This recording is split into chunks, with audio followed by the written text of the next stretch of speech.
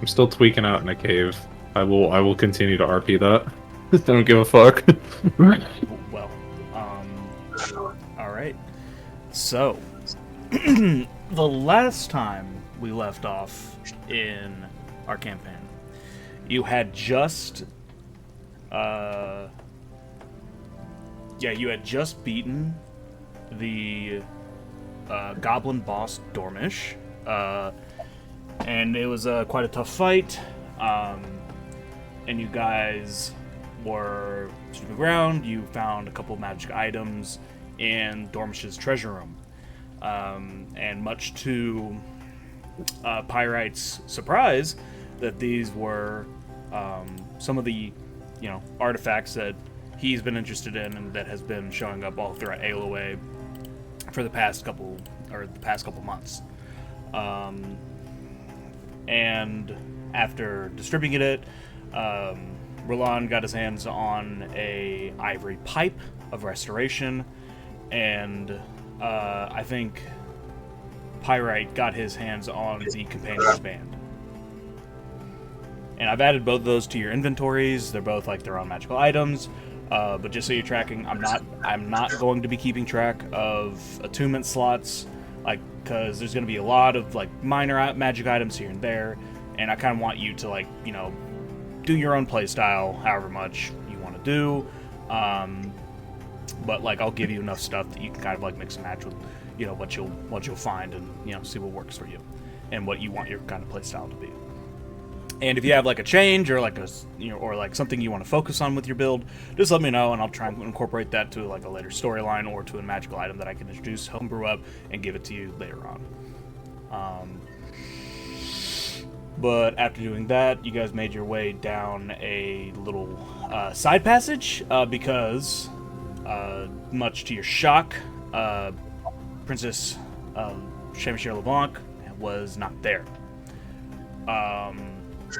You guys made your way down this corridor and eventually came into a very oddly spherical chasm or chamber, but even lower beneath the caves.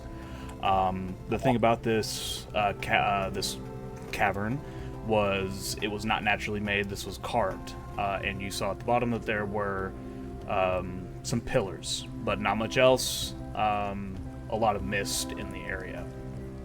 To make your way down, very, very carefully, with some rope, and not getting dropped by an owl.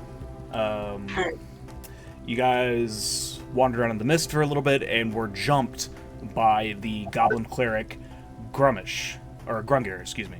Grungir was, as y'all eventually found out, he was the source of all the storms that were happening, that were leading all those ships to veer off course on the way to Sandside and crash into the rocks north of it.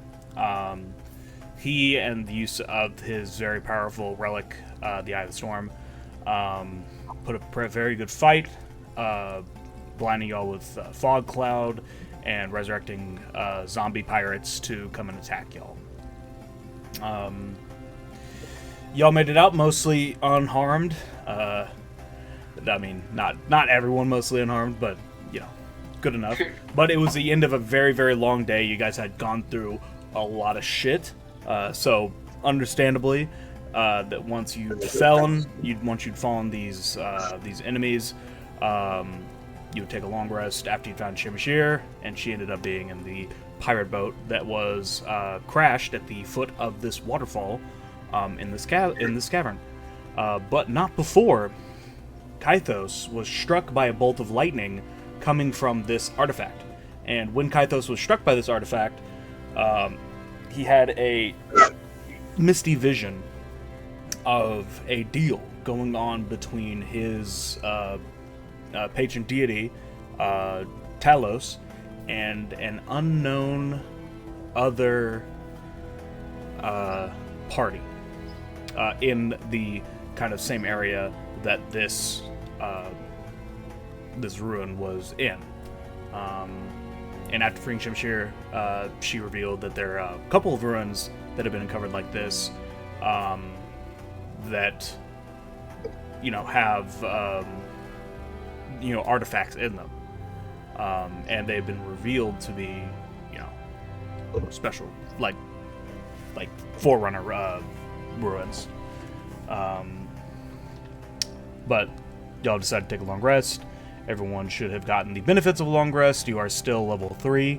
But yeah, I'll let y'all kind of come about. I'll set the scene. You guys can wake up. Just tell me what you're going to be doing. Once you start waking up, what your general plan is. Like if you want to talk amongst yourselves. But you guys fall asleep. The night goes by without too many incidents. Like maybe like one of y'all jostles awake because a bit of water falls on you, or Roland has a night terror about another goblin coming in and stabbing him in his sleep, and he jolts awake and seizes out on the ground.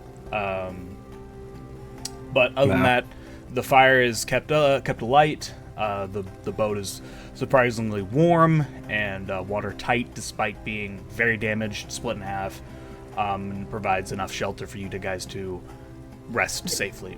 As you guys wake up, you don't know how, but the light coming in from the top of this cavern, there's a couple holes that might shine outside, might shine into maybe another opening somewhere else. Maybe it's where seawater gets into. You don't know, but you can see a very faint light starts to trickle in, and you can assume that time has passed enough to receive a long rest. So the boat smells of damp wood. It creaks a little bit as the wind rushes through the cavern, but you guys hear that Hoover and Belvoir are also starting to wake up. And they're starting to get themselves together. So what are you guys doing? Leaving. I'm sneaking out of the bunk as soon as possible to get away from Belvoir, because he's been like wrapping his arms and legs around me the entire night, and I'm just not having it. He was loudly sucking his thumb in your ear. And yeah, like he just like instinctively, like he said, when you guys were starting to go to bed, he kind of like came up next to you. I was like, come on, we can share a bunk. A little bro time, keep each other warm. You look a little tired, maybe a little back rub. And then all throughout the night, he was I'm good. I have really bad back. No, it's my pleasure. You look tense. It's my I've been locked up here for a long time. We can swap stories. I look over at Pyrite and Roland for one day. Wait, what was that? I look over at Pyrite and Roland and I go, this dude, I like mouth that, I don't say it out loud, but I go, this dude's a freak. He's freak. Certified freak, yeah. Yep. So I'm tired of this, so I wake up early and I wake up the... Let me roll and see if he's still awake. I'll just roll like a flat d20. I think 14 up, he's awake. Fully conscious. All right, that's an 11. He is asleep as fuck. Thank God. So he's not snoring, but like he does have his thumb very clearly in his mouth, with like a little bit of drool coming off.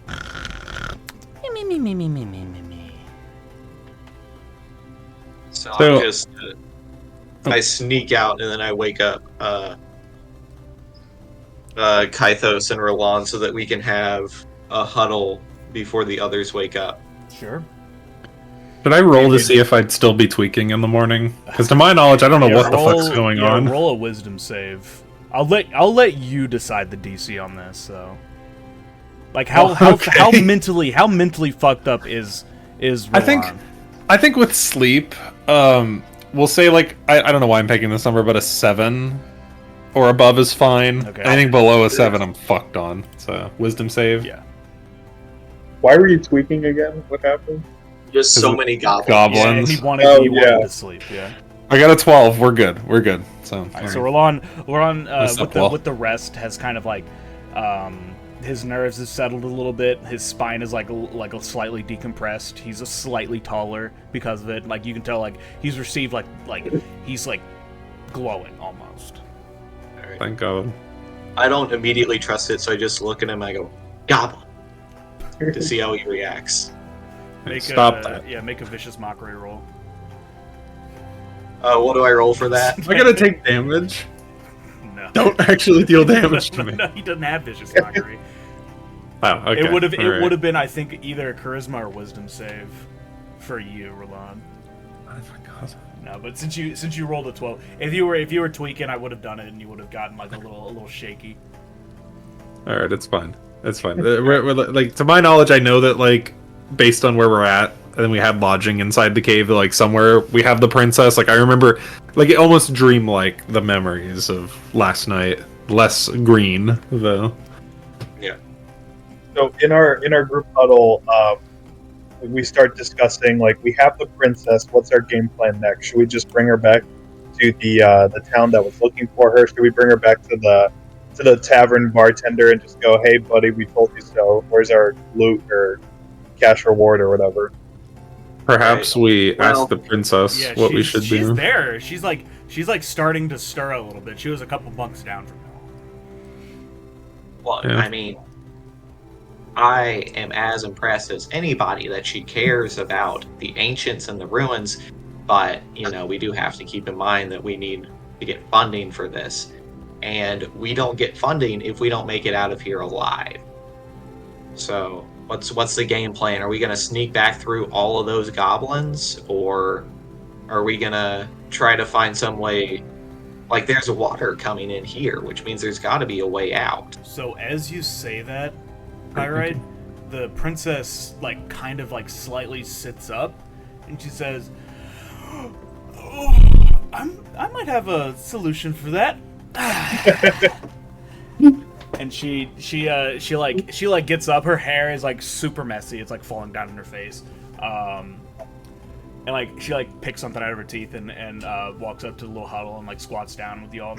And she's like, "Well, actually, when I was doing my research before coming down here, I found this cave system on some old cartographer charts back in the Veteran history annals. And this waterfall is actually fed from a stream that right outside of Sandside. Well, it's in the forest outside of Sandside, but it's not too long of a walk."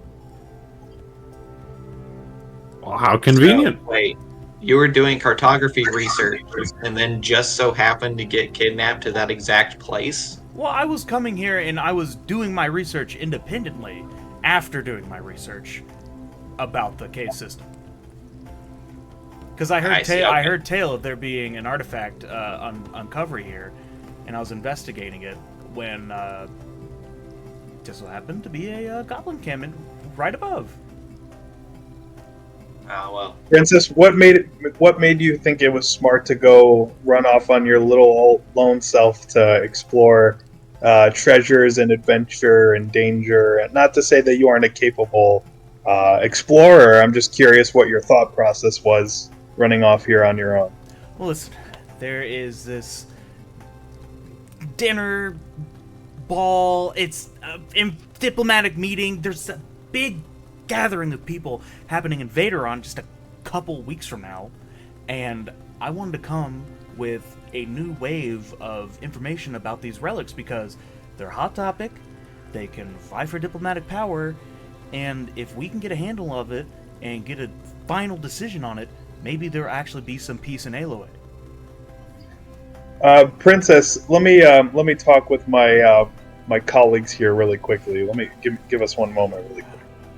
She looks a little like confused for a moment, like, why aren't you involving me in this conversation? But like, we'll be right back, Princess. Don't worry. We just gotta talk about just some guy talk really quick. Like, all right, We fine. have to be I guess really- I won't be one of the guys. That's fine. I'll back up for a bit, give you guys some space, and you guys can. We got to be hug it really out. careful what we say so we don't upset Roland again. So we want to keep the conversation insular. Of course, yeah. No bringing up the goblins. I saw what happened last time we brought it up. We don't say the G word around here. I'll The G word. a goblex. I keep it to myself. God bless.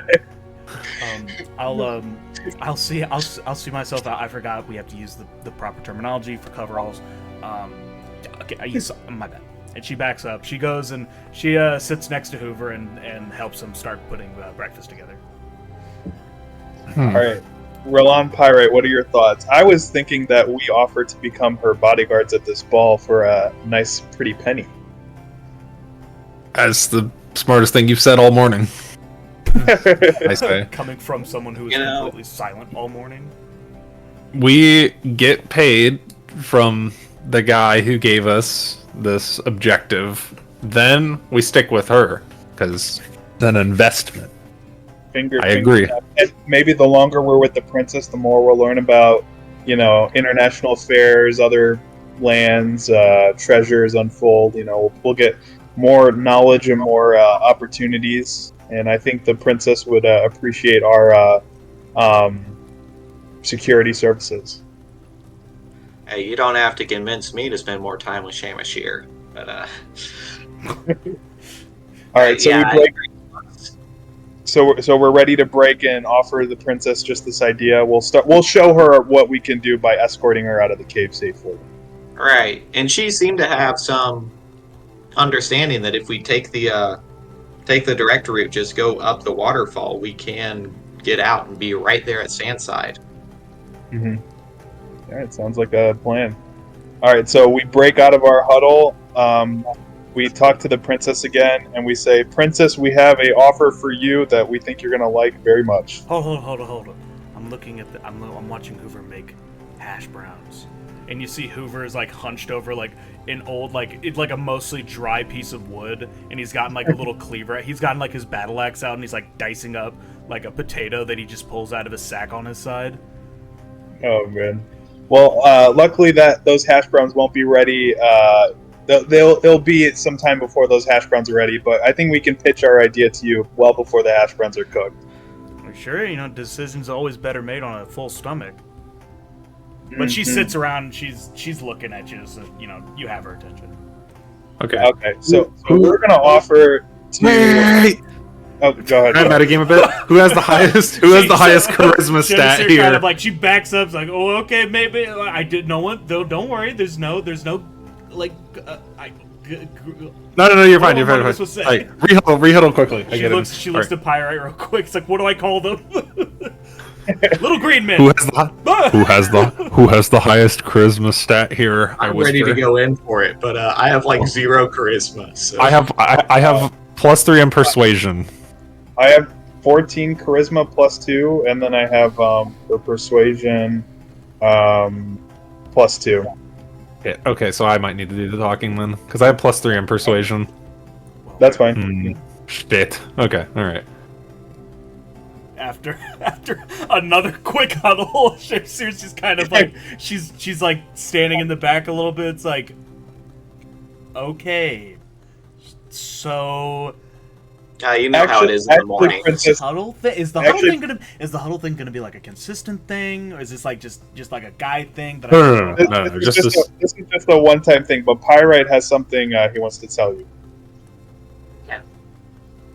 All right, Pyrite. Go ahead. Oh, well. Wait, Colin, are you Roland? Colin, you're Roland. Right? Okay, sorry. I take it back. You set me up. Talking over each other, trying to talk to the princess. Shamishir backs up. She's like, okay, which one? Which one? Let's talk at the same time. Roland would like to tell you something. Roland? Are you sure you're in a good state of mind for this, buddy? Yes. Okay. Go ahead. I'm no longer tweaking. What's the idea? We, the group, propose that once we get out of this cave system and get you to safety, that this ball that you spoke about, we be your protectors. We've already shown ourselves to be capable warriors getting to you, passing through most of the goblin forces and evading the rest. So, what do you say to that? I already have a private bodyguard. How have they been doing? I didn't tell them about this. Oh, so Bellabor is not your private bodyguard? No, Bellabor kind of he stirs awake, and actually roll history. Is this all of us or is this just Pirate? Pirate, because he's the one bringing it up. Gotcha. History, there it is.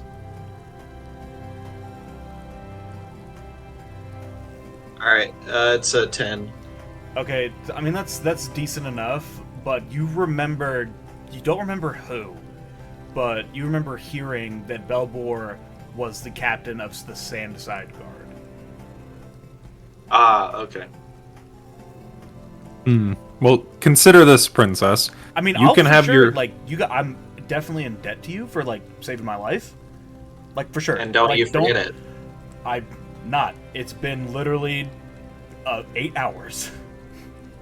I'm Here- not. I swear my memory is not that bad. Pyrite. Are you sure I can write it down if you want? No, Here, it's- just I stop him from continuing to soil this idea. Like mouth on hand. Hear us out. You can still have your main guard, but you may need a shadow guard. People that can blend into the crowd that nobody would expect to be working for you all. In case an attack or something happens, we're already there. Mingling with the crowd, interacting, at a fair price, of course. She kind of like scratches her chin for a second, looks y'all up and down, especially you, Roland. Like you don't. I mean, you look shifty, and to be pitching this, like it's not. It's probably not the first time that she's interacted with something like this.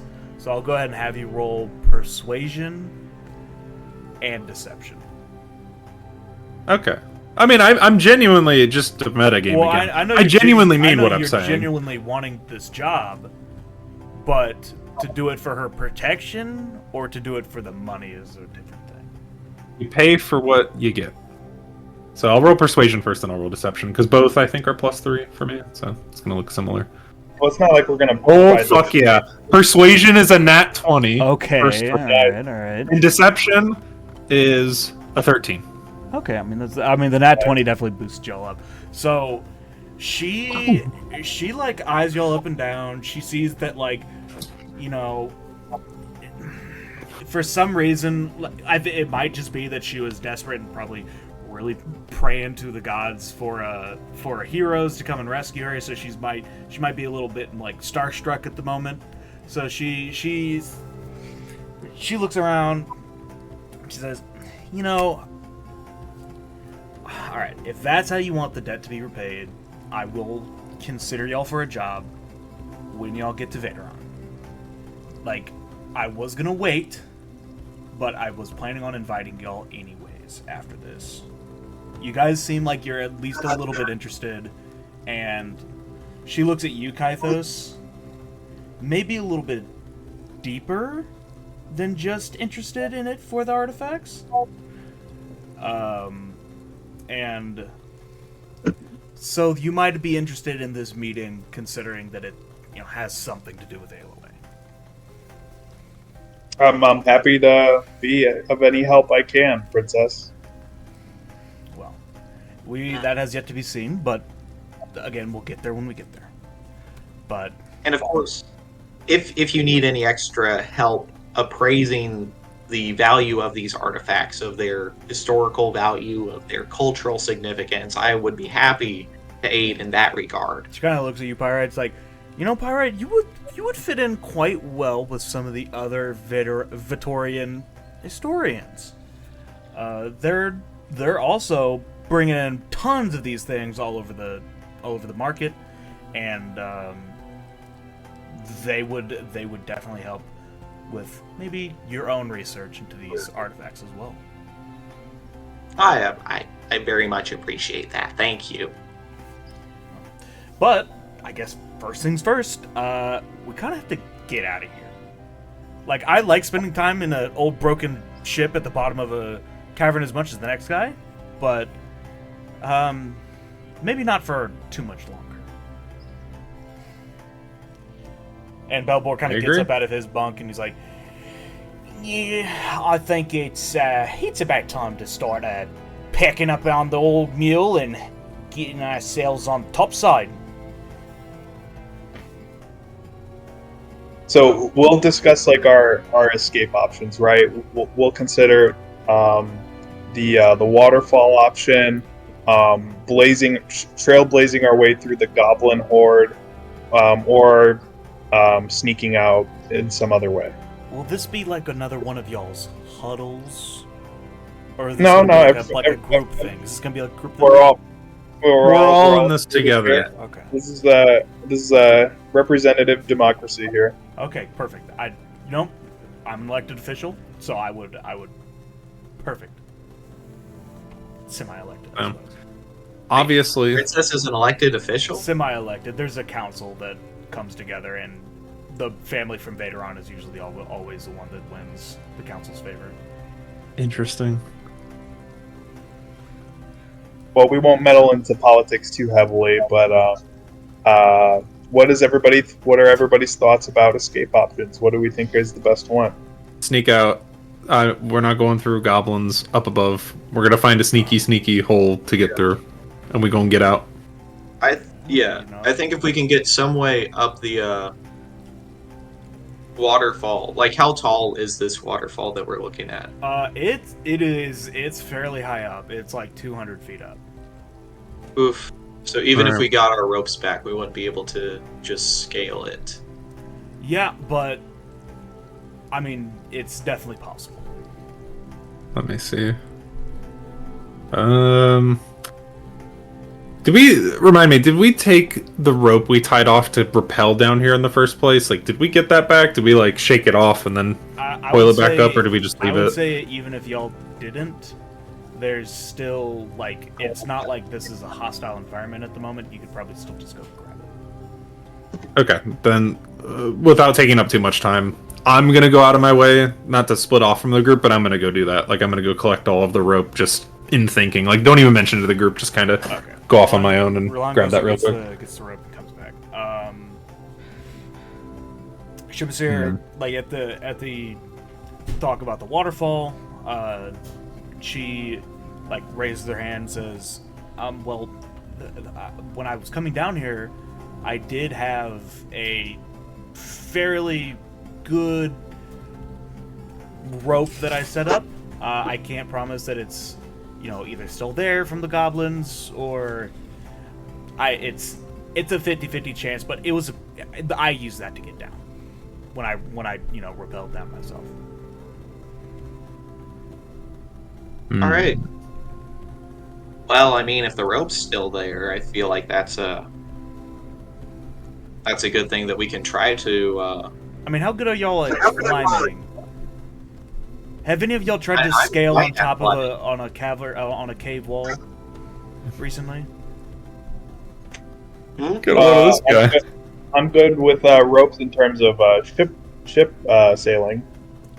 So a nice monkey's fist. And the monkey.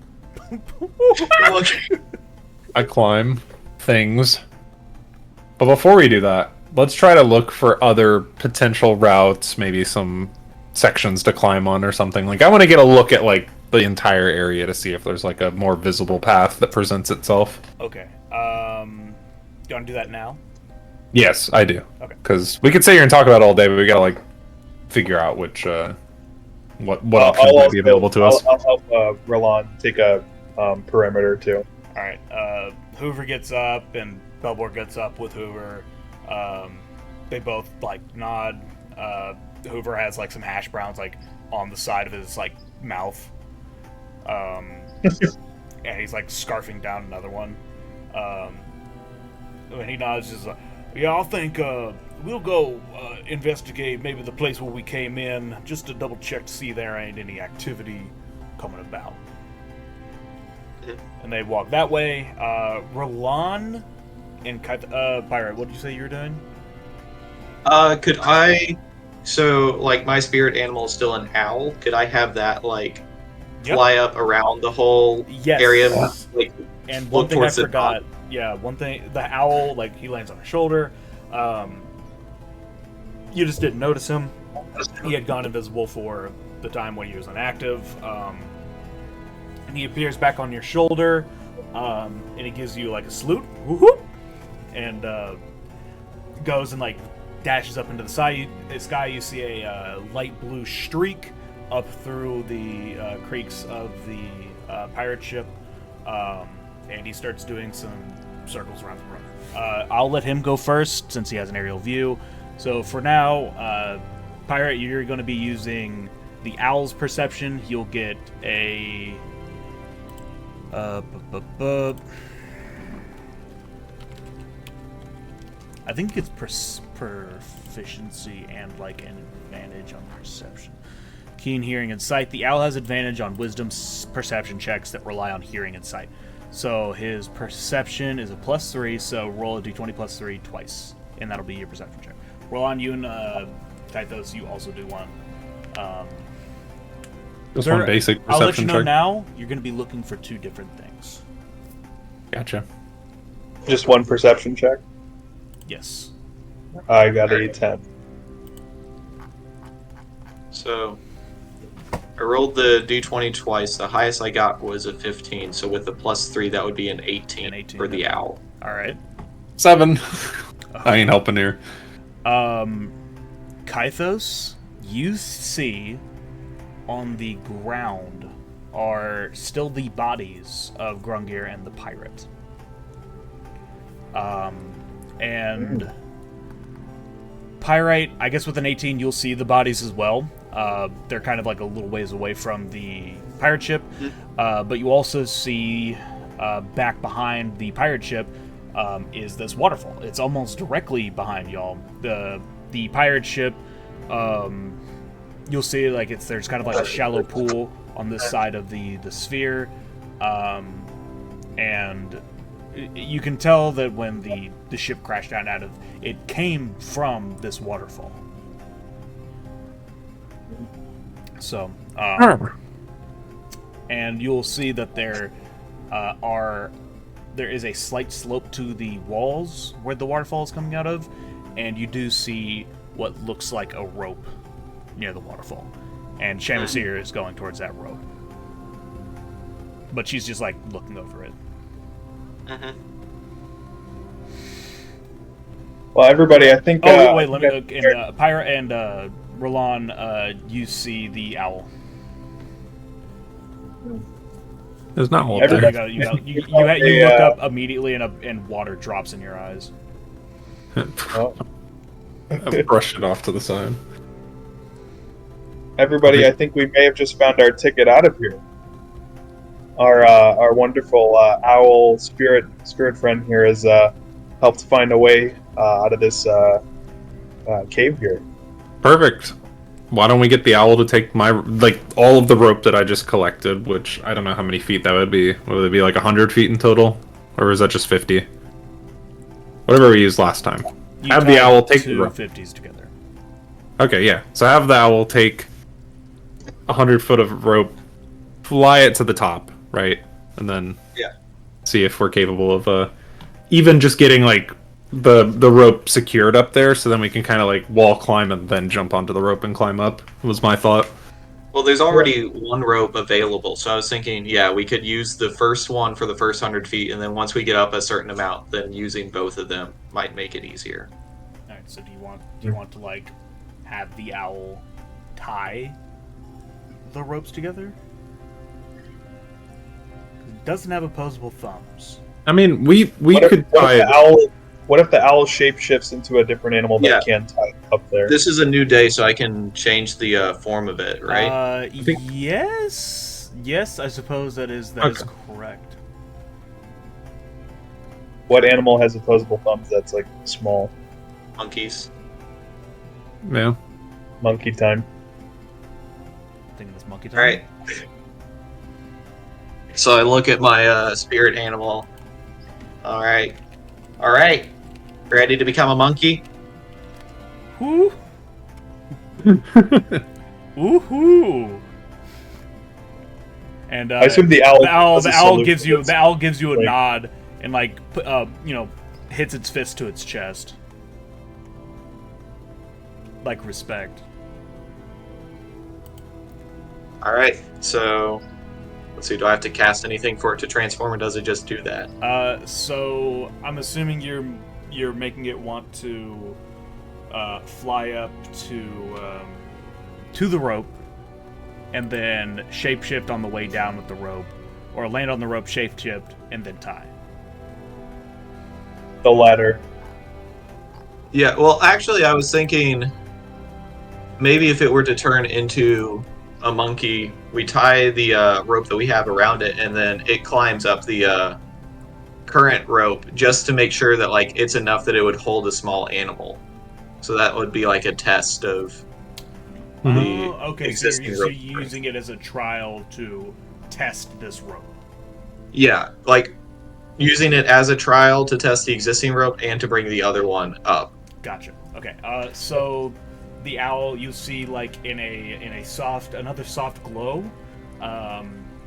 it gets a little bit brighter from the inside. The owl, the feathers like fade away slowly, and the shape turns itself into that of a little capuchin monkey, with a white and black fur on its chest, one black stripe going right down the middle.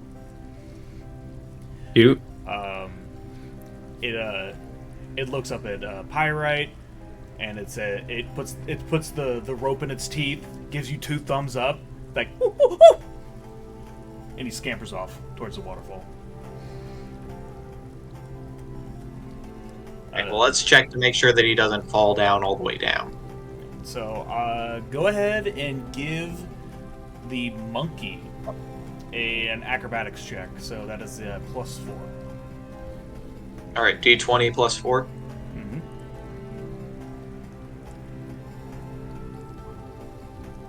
All right, so it'll be a 12 plus 4, so 16. 16. All right. So the monkey scampers up. It takes a little bit to get its grip, but after it has its hands and feet on it, just because it's like holding the rope, it knocks it for a little bit off balance. But it's able to successfully climb up most of this rope. You see, like, this rope is of very high quality. This is like top of the line adventuring gear that someone like a princess would have. Like, this is like nylon from Dick's Sporting Goods, and y'all are packing like ropey to rope, like Walmart rope. Perfect. Just frayed at both ends. Yeah, pretty much. So as y'all are doing that, Samishir is also at the edge of the water. She's like, she's tidied up. She has like her like adventuring gear on. It's like, some short, like khaki shorts and like a button-up plinth shirt with a little plinth hat. Like, it's kind of dorky how she's wearing it, like someone cosplaying as Indiana Jones, but she has like full intent behind it. But she's there. She's like, all right, guys. So you thinking about, making like a monkey? What? I say. Sorry, I gotta. She's gonna look at you, Roland. Just like say nothing. Make like a monkey? You mean climb out of here, or make like a tree and get out of here? Did you not see the monkey? I assumed y'all had something to do with the monkey climbing up the rope. Yeah. Yes, that was our doing princess. So I was that guy. So make like a monkey and climb up the rope. Can I roll for like understanding sarcasm? Yeah, roll wisdom. Roll wisdom. Roll insight. Roll for. I'm sorry, guys. Can we put a quick pause on this? I need to step out just for a minute. Yeah, you're good. I'll roll wisdom and see what the princess has to say, and we'll just go from there. Okay, that's a dirty 20. It was a 19 plus 1. You fully understand the joke. Like, it is just... It's not even a joke. It's like, it's a reference to the monkey that just climbed on a rope to get out of the cave. And she was referencing this monkey that is climbing out of the rope to get out of the cave. Roland has a thought in his head that goes, "Women aren't funny," for a brief moment. I don't know why I think it's because I rolled the net 20 earlier. I suddenly have an attitude with the princess. Can I say, like, my face naturally, like, without doing what my hands are doing? Just imagine my hands aren't there, just does this to her joke where she's like... like, are you trying to do the DreamWorks face, or are you trying to pretend like you're having a stroke? Just having a stroke where it's like... I don't get it. You're the dude from Coraline, the dad that's like sitting at the computer. Yeah.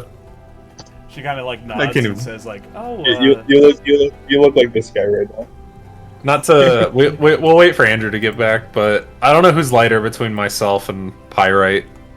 Yeah, thank you. I think you guys are both like similar weights." Who's got the heavier gear though? Because I if think he's got I heavy think armor, I'd Hoover say. I think Hoover would probably be the heaviest. Okay, well, whoever's the lightest should test the rope first, just to make sure, right? So it's probably gonna be me, right? I think my rogue gear is a bit lighter I than would say so. Pyrite's stuff. So. Um, We'll wait for him to get back, though. I don't want to continue it until he's back. I mean, I'll go ahead and I'll go ahead and say something I was planning on saying before with you, Kythos, but Hoover and Belbor walk up, and they have picked up some items from the people, the goblins, and the pirates, and kind of around the area to just prepare for the trip out. They brought some rope and a couple tools, maybe, and like some throwing daggers as well. But they hold up 2 items. And Kythos, you would recognize this since you saw the bodies a little bit clearer than Roland did. This is the cloak that the pirate captain was wearing. It's a deep emerald cloak with like silver buttons on it, and in Belbor's hand is the cracked sea glass blue eye that was adorned by Grungir that you saw glow whenever you got shocked with that lightning. I fully intend to loot these items and take them with me. Like, you see that Hoover kind of like lifts up the coat and he says, "Well, I mean, it's not my size anyways. I mean, plus I didn't, green's not my color." And Belbor kind of lifts it up and it's like, "Yeah, my time on the sea is done taking trinkets like this. I suppose it would be a better seat for your hands." I don't mind donning this cloak in honor of pirates long lost to history, in honor of my history and tradition, sailing the seven seas. I assume there's 7 seas here. And Yar. And yeah, I'm more than happy. Oh, you're fine. I was just saying the pirate and his friend that was dead on the ground earlier. I'm looting their bodies, and I found a silver cloak and also a shiny blue eye object that I'm looting and taking. So I'll be wearing the cloak in honor of pirates long before, and I'll keep the eye as a souvenir of our travels. Maybe it'll come in handy at that ball. Maybe some people will be interested in some artifacts. Ma'ams. I got something that might catch your eye. You know what, Pirate? Right. You get inspiration for that. Damn. Add inspo. Use it on the princess. Yeah. I say mentally, but you somehow hear me through. Through Mind our mind speaking that we could. You hear the narrator somewhere in the distance. So wait, what does inspiration do? It will It's a redo button. Yeah, it'll give you an advantage on any roll once. Any like check, save, or attack. Okay. That'll be helpful later. Do I have to use it now, or can I save it for later? You can just add it to your sheet. Okay. Let's see. Iron Storm. I'll add that to your equipment. And the Seafarer's Mantle. Add to your equipment. So, Kythos, I just added both of those items to your inventory. If you want to, you can read them out to the party and tell them what they do. Yes. So that's in my inventory right now. Yes. Okay. Give me 1 sec to find it.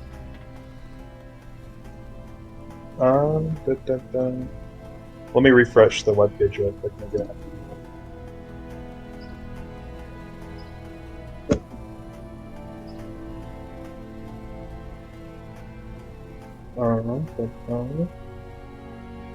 Sorry, 1 sec.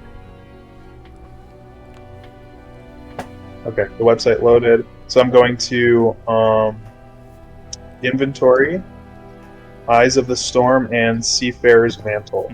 Okay, so Seafarer's Mantle. Wondrous item, uncommon, requires attunement by a Seafarer's Mantle. It is a striking pirate cloak made of deep emerald and black cloth, adorned with silver buttons. This cloak is imbued with magical properties that make it an essential item for any adventurer who braves the high seas. I don't know about you guys, but I think that sounds right up my alley. And Eye of the Storm, this is the eyeball thing. Wondrous item, rare, requires attunement. And then the Eye of the Storm is a mesmerizing piece of carved blue sea glass about the size of a human hand, attached to a tarnished brass chain. It glows with a soft blue light from within, and touching it sends a light tingling sensation through your fingertips. This magical item is a boon to any spellcaster with an affinity for lightning magic.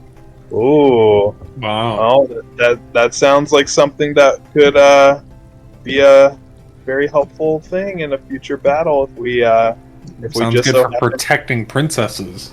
Yeah, Hey. sounds good for my guiding bolt tingling feeling that I have sometimes. I got a tingle. Mhm. Alright, so just for reference, give me 1 second. Da-da-da-da. Boom. Wait, no, not that. Take that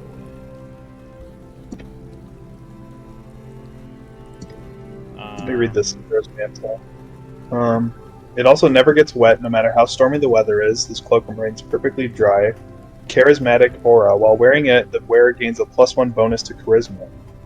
This bonus affects charisma checks and charisma-based saving throws, making the wearer more persuasive, intimidating, and charming. Sweet. That's good. Let me go ahead and just don that. So, Yeah. yeah, that's what the Eye of the Storm looks like. I'm trying to pull up. You definitely want a charisma modifier for your character. For sure.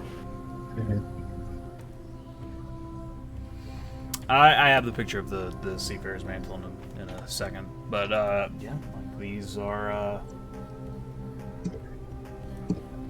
that's that. For some reason, it's just not wanting to pull up for me. Here we go. How do I look, Pyrite? How do I look, Roland? You like this Seafarer's Mantle cloak?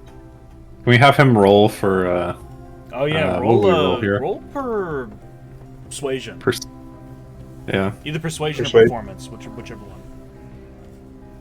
Okay, can I do both? Because they're both +2. They're both +2. Nah, just roll per persuasion.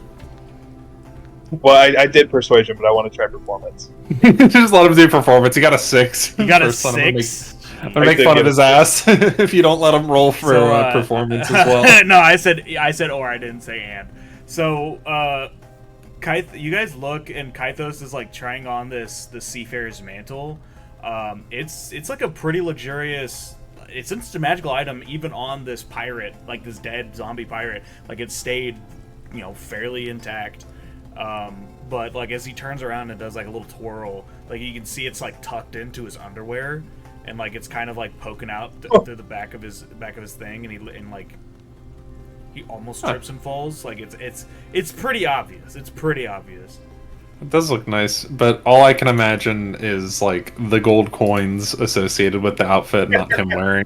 I just kind of smile and be like, "Yeah, it looks great." Kythos, pull yourself together. There's royalty here. Is there something Kythos' wrong with the ass is outfit? like slightly sticking out of the sides now. Oh, good heavens! Oh, good heavens! Let me pull this up really quick. So Kythos, you correct yourself. Shamsir is like she's hiding her face a little bit. She's like pretending that she's paying attention to the ground. It's like, oh yeah, the markings and carvings of this ruin is quite nice. But anywho, But anywho, guys, I'll keep the metaphors to a minimum. Do you guys want to climb out of here? I do. I'm tired of goblins. I'm tired of this fucking cave. I'm out of here. But first, Pyrite. Which one of us is lighter? Which one of us is lighter? Me or you? Oh, I am. I'm a foot smaller than you are. Perfect. You're climbing first. We need to test if the rope works on lighter people. Well, do we want to get Hoover and Bellboard to make sure they're okay and They tell came them the back. plan? Like they're the ones that brought the items to guide those. I see. Okay. Great. I'm about All right. 76. Well then, You should yeah, I'm ready to climb. go first. Impress the princess. I whisper to you because I catch wind that you're trying to impress her, and it means more money if you can. I don't know, somehow get Pyrite is romantical. Pyrite is blushing really deeply, and his hands are getting really sweaty. No. Make sure to wipe off those hands before you climb. You know. I quickly try to wipe them off on my pants, and I look at Samishir. I'm like, let me show you what the new captain of your bodyguards can do. I go to climb. She's like, all right, go right on ahead. She gives you a little nod, gives you thumbs up. She noticed that y'all had another huddle. Listen, princess. No, I'm not saying this out loud, but in my mind, I'm thinking, listen, princess. Sometimes the bodyguards have to have a huddle. Sometimes the boys gotta get together. But yeah, okay. Go ahead and make an athletics check with advantage.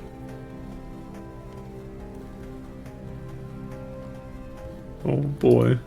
Okay. I'd say with advantage because you're using the rope, and since you guys have already like rappelled down a wall to yesterday, you're kind of like used to the curvature already. Sweet. So I'll say it's like a DC. I'll say like a DC 13. What you get? All right. Well, You got a 15. with advantage, the higher one got a 15. Perfect.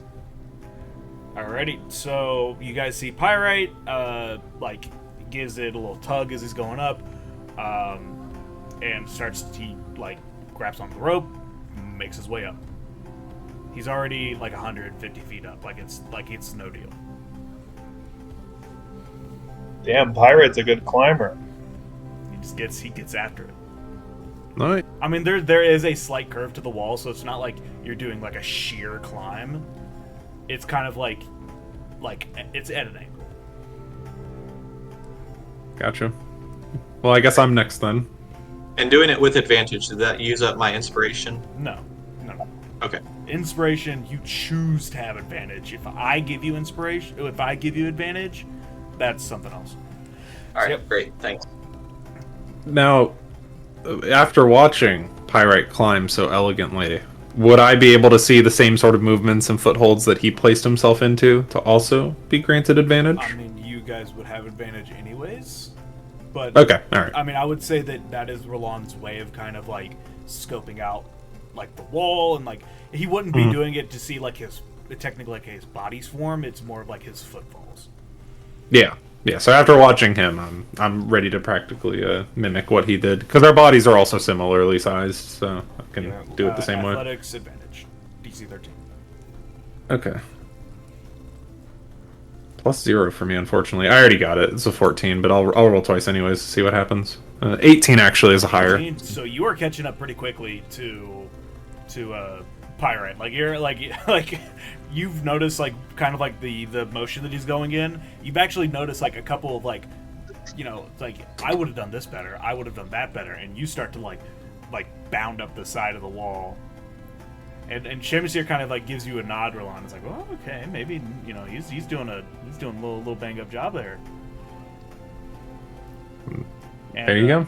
I'll have a Pyrite roll a perception check to see if you notice this. Ooh.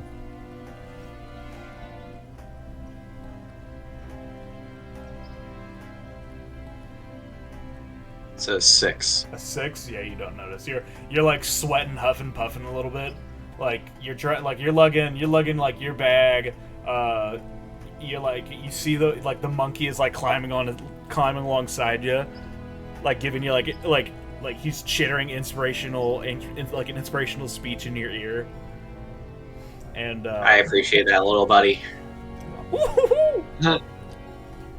Wait, what is You always know just what to say. What does And why did I waste all my good material for this shit? He didn't say that in the cartoon. He did. Hang on, let me link it. Post it. This is going in the recording, so don't give me copyright claim. Hang on, here we go. Audio jungle. I'll say that every 10 seconds. Hang on, I got it. I'm sharing it right now. And why did I waste my good material on this? On this, blah blah. There you go. Add it to the YouTube audio. Then why did I pay for this dinner? Then why I brush my teeth? Then why did I use up my best material on this shit? So fucking stupid. And why did I use my best material on this shit?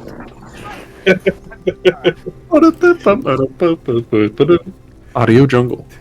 But anyways, so yeah, Pyra does not notice Roland like getting a little bit more approval from Samishir.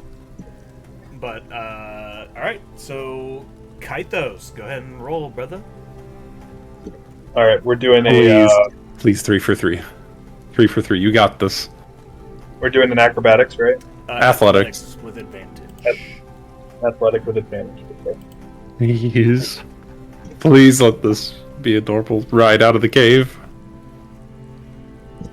Oh, yeah. 11 or 10.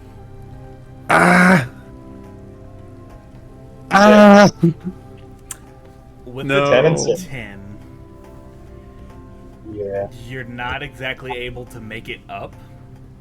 I'd say it's a little bit of a struggle. You make it up a good bit of a way, but you start to slip a little bit. And I'm gonna go ahead and let Hoover and Bellabor make their way up. I guess Samishir would make her way up first. She does not have the best strength. I'd say it's a -1, so I'll go ahead and have her roll with advantage to catch you.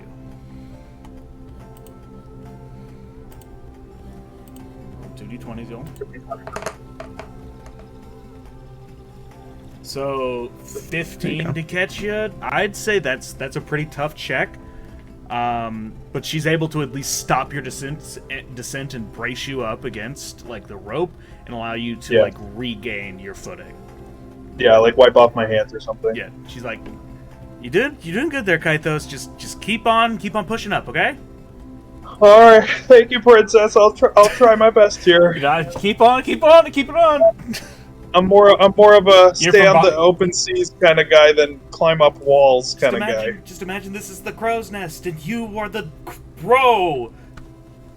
So climb, That's a- crow, climb. That's a good way to look at it. Thank you, Princess. Crows don't climb; those are monkeys.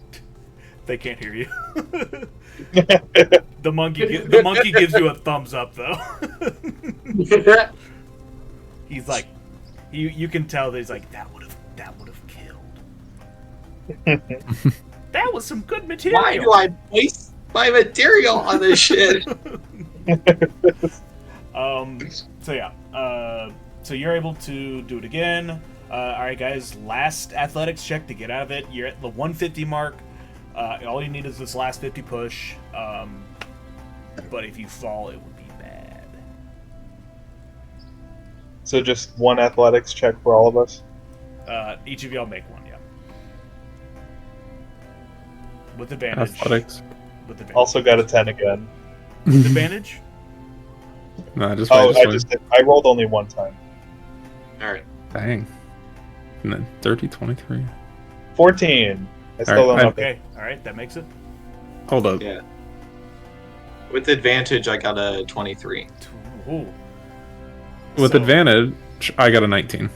So, So. Pyrite, you're able, like, you start to feel Roland, like, coming up, like, real close behind you. And, the monkey looks down and, like, goes, whoop, whoop, and hops on your shoulder. And, like, Roland, he's, like, booking it now. He's still trying to get up on top. Like, it's probably not a competition sort of thing, like, exactly. But I feel like Roland just wants to, like, be out on top so he can, like, get the first look. get like surveying done. Get out of the goblin cave. He's doing it instinctively to also get out of the goblin cave.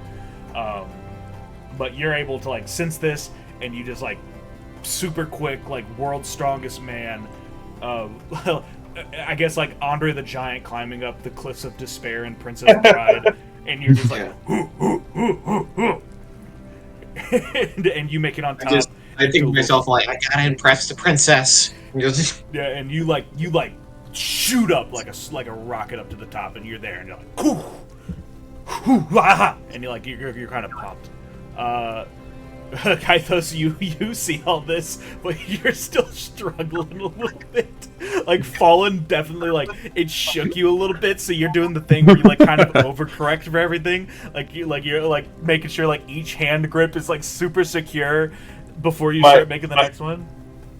My face is essentially Andre the Giant's face in this GIF I just sent, where he's like, no, wait. You can do it. That's Samishir behind you, like as she catches you before she tells you to climb. Oh no! Hey! But you also make it to the top, and kind of so you two at the top already. You see Kythos I flop over the cliff, and I just lay on my back, and I go, oh my god, I don't want to do that again. And on the way up, you guys also see that, Hoover, Belbor, they're a little more, fit as a fiddle to y'all. They were able to help Samishir up. And, yeah, y'all make it up. Samishir's out of breath. She's like, oh, yeah, I have this, finally, familiar ground. I think I know how to make it back to the town from here. So, Yippee. I would say... enough of this cave. I want to see the sun. Yeah, me too. I get visibly excited. Hold on, I'll race you out. Let's still remain on the side of caution. I'm just gonna let him activate any traps that might be there. In my own excitement, I'm not gonna be stupid. That's a rule of mine. In my excitement, I will be stupid. I chase after her. Alrighty. So, so you see you're chasing after Samishir, you're making, she's, going through the tunnel. It's kind of like a winding little way. It's, on the, you remember as the sea kind of fed into the cave at the start, and when it entered the cave, it split off into the river that were led downstairs, but there's still a walkway down. That's kind of what it's like in this cave. The river's still flowing down in through it, but you make your way through and on up. You see a little kind of like a wall in front of y'all with a little light poking through. Samishir dives through it, and if you're chasing forth, you dive through it as well, and you are met with the open green fields and a swamp. Not a swamp, but kind of like a pond. Marsh. Not a marsh. It's like a pond. It's like a pond, okay. And you guys kind of burst forth into this pond. Smell that fresh air. Oh my goodness. And she's just like, I really thought I was gonna die down there. I'm not gonna lie. So seeing this one last time, kind of big deal. Hey, well, thanks to us, it's not going to be the last time. Yeah, that's right. I mean, I guess these two guys, I'm assuming, helped out as well. I didn't see the whole fight go down. And Hoover and Belbor, they kind of push through the brush, they were not rushing. They're doing the same. They're doing the same thing as Roland, and just kind of pushing on forward, and just we're at the top. We can get out of here finally. Mm-hmm. Yeah. We out of here. Good talk, guys. Yeah. I'm just happy to be out of the fucking cave, so I'm fairly self what do you call it? It's reserved going back to that mentality now that I can kind of lighten up a bit. Okay. So yeah, so she's like, yeah, celebration aside, we can wait till we get actually back to Sandside before that happens. And Hoover kind of pipes in and says, "Oh yeah, no, I know. I think I remember what this pond is. I actually never knew that there was a cave. But yeah, well, this is the case. We're right on the northern edge of the forest. It's only probably about another 2-3 hour walk back to town." He says, How much time I can do make we our have way. to tell I it? can make our way back like the back of my hand. And he looks at the back of his hand. Goes, mm-hmm. How much time do we have until sundown? Oh, it's like in the morning. You can see like the sun was peeking Okay. out. Like it would probably be like 9 o'clock. Okay, cool. All right, Princess. It looks like we I have. hate, I hate to sunlight. ruin the moment. Did anybody gather the ropes when we left? Belbor, he picks up the rope and it's kind of been like slinging it on his shoulder like a hose. Says, "Yeah, well, looks like some of us have to be a little resourceful." Thanks, buddy. When I grab my 50-foot. It's Like, tied, I lean over it's to tied to whichever the other person- pieces of rope. You don't know which one it is. Well, make a luck check. I'd say roll a d4. If you land on a 4, it's your piece of rope, and you can lay claim to it. A D4 out of a D20, or just A d4 out of a d4. Like if you roll a 4 If you off get, of d4. you get a 4. oh.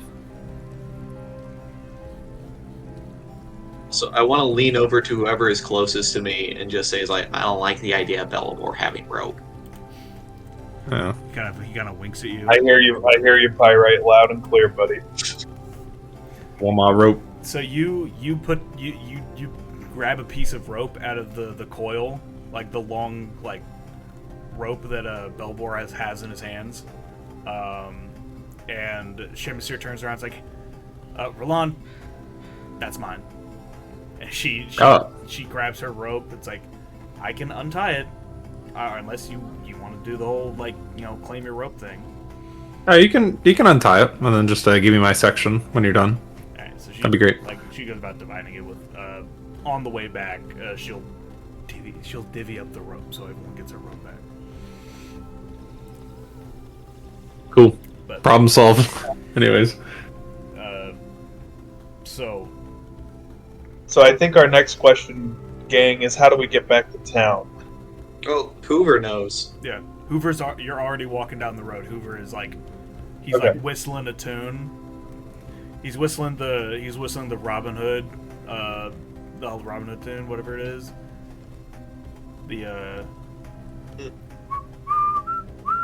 Well, I can't pick it up on Discord, but it's the one that the rooster sings. I don't remember it off the top of my head, but It's like I I can know imagine it if I heard it, but I can't like whistle it. I know it's the one where it's like,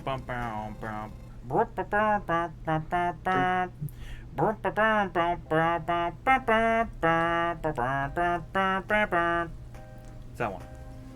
I haven't seen Robin Hood. Okay, anyways. yeah. Yeah, no, you're already making your way back to town. Cool. Fall behind Hoover. I'm gonna find that guy and get paid. After, unless anybody has anything to do, it's gonna be like a 2-hour thing. If you can do anything in like an hour.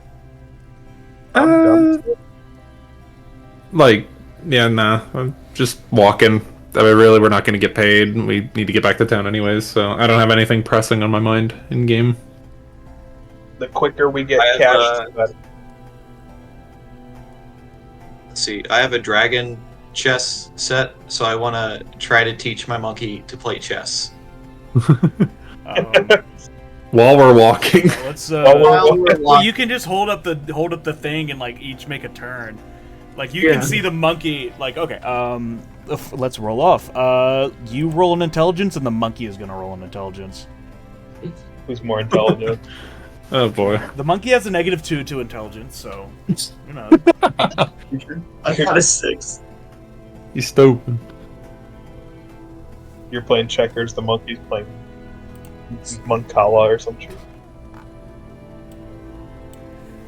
Okay, so Pyrite did it 7 from 6. Okay, what'd the monkey roll? Go ahead and roll it, brother. Oh, I have to roll This for the is your monkey as monkey. well. All right. Let the monkey roll. Let the monkey roll. 18 minus this is 17. Monkey gets a 17 for intelligence. So the That's monkey, impressive. the monkey is like he's sitting on your Big shoulder, brain. and he's like, and he checkmates you in 3. The monkey goes, "Ooh, Sicilian opening! Ooh!" Dude, the gif I posted with your voice lining up was like perfect. That's what it looks like too, making its move. I wanna look around and be like, I let him win. I let him win. It's like the monkey always opens with a Parisian opening, and you can't beat it. Those dang Frenchmen.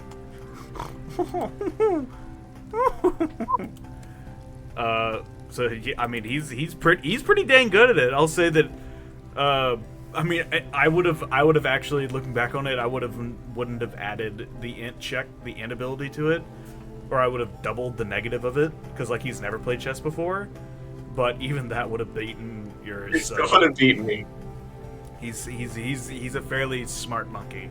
I guess now you can add a half proficiency bonus to the monkey's chess checks. He's still gonna be. He's still gonna be a -2. I'll have you know. We can use this to make money. Challenge commoners and bet on who's the better chess player. Like we're in New York City, right? Except it's just holographic monkey versus random people. That sounds like a great idea. The monkey rubs his hands together. He's like, "Ooh." But yeah, so y'all make your way back to Sandside. They're starting to put the town a little bit more together again. The fires are put out from last night. Some people are milling about. They're setting up maybe like a stall or two, like for fish. And yeah, y'all walk into the scene. And as y'all do, Hoover kind of like leads y'all back to the old pot pub, the big old pot pub. And Ooh, we did it. and he announces to the people, there's still a lot of people in there. He holds up his hands and he's like, "Attention, y'all! I don't know if y'all have heard, but we have made it back from the Goblin Cave to the north. The Goblin leadership is no more! The Union has disbanded!" And everyone's like, "Yeah! Union Busters! Yeah!"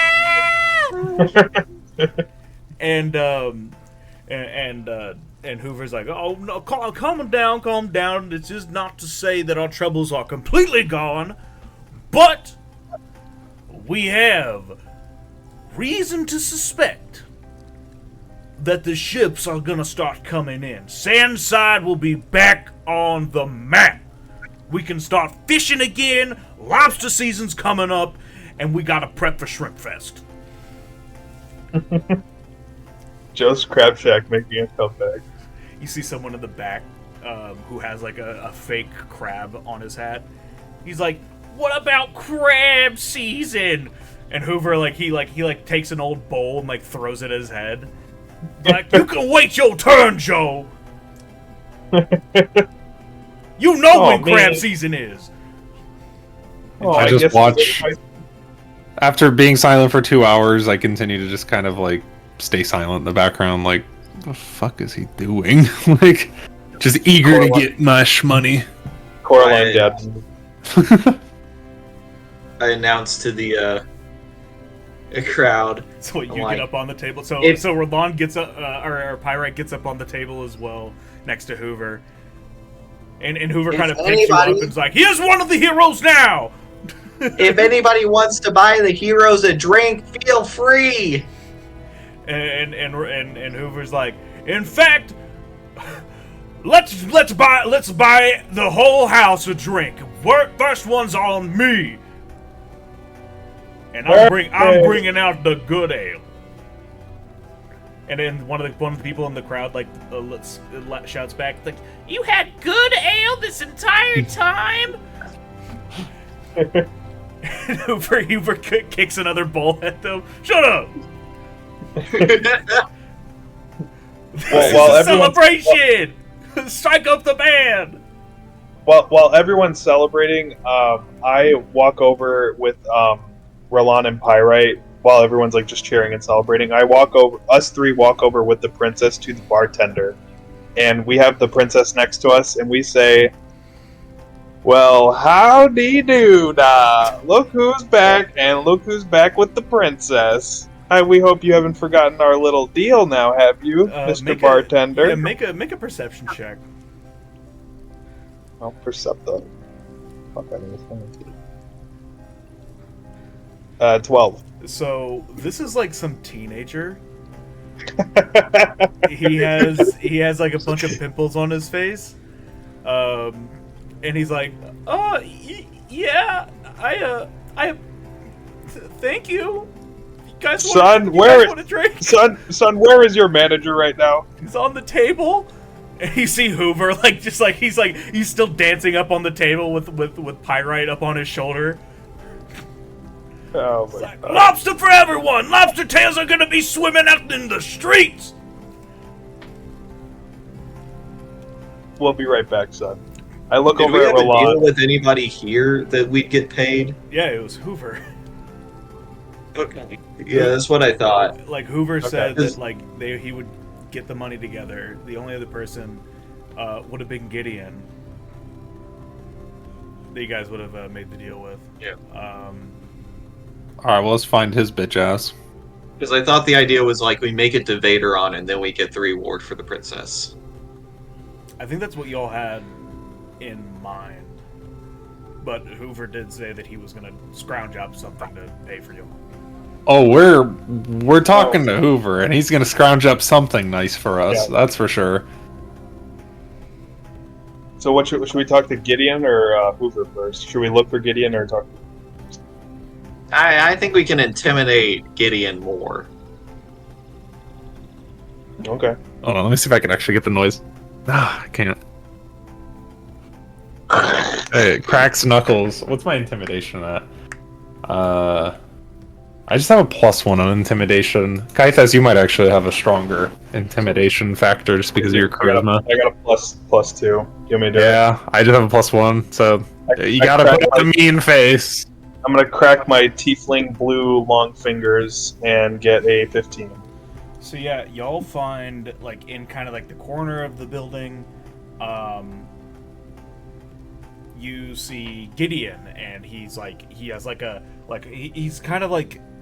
dark mustache that has like a little bit of flecks of gray in it. His hair like is like graying a little bit on top. It looks like kind of like not exactly like there's like a shock of white through one of the strands that he has combed back.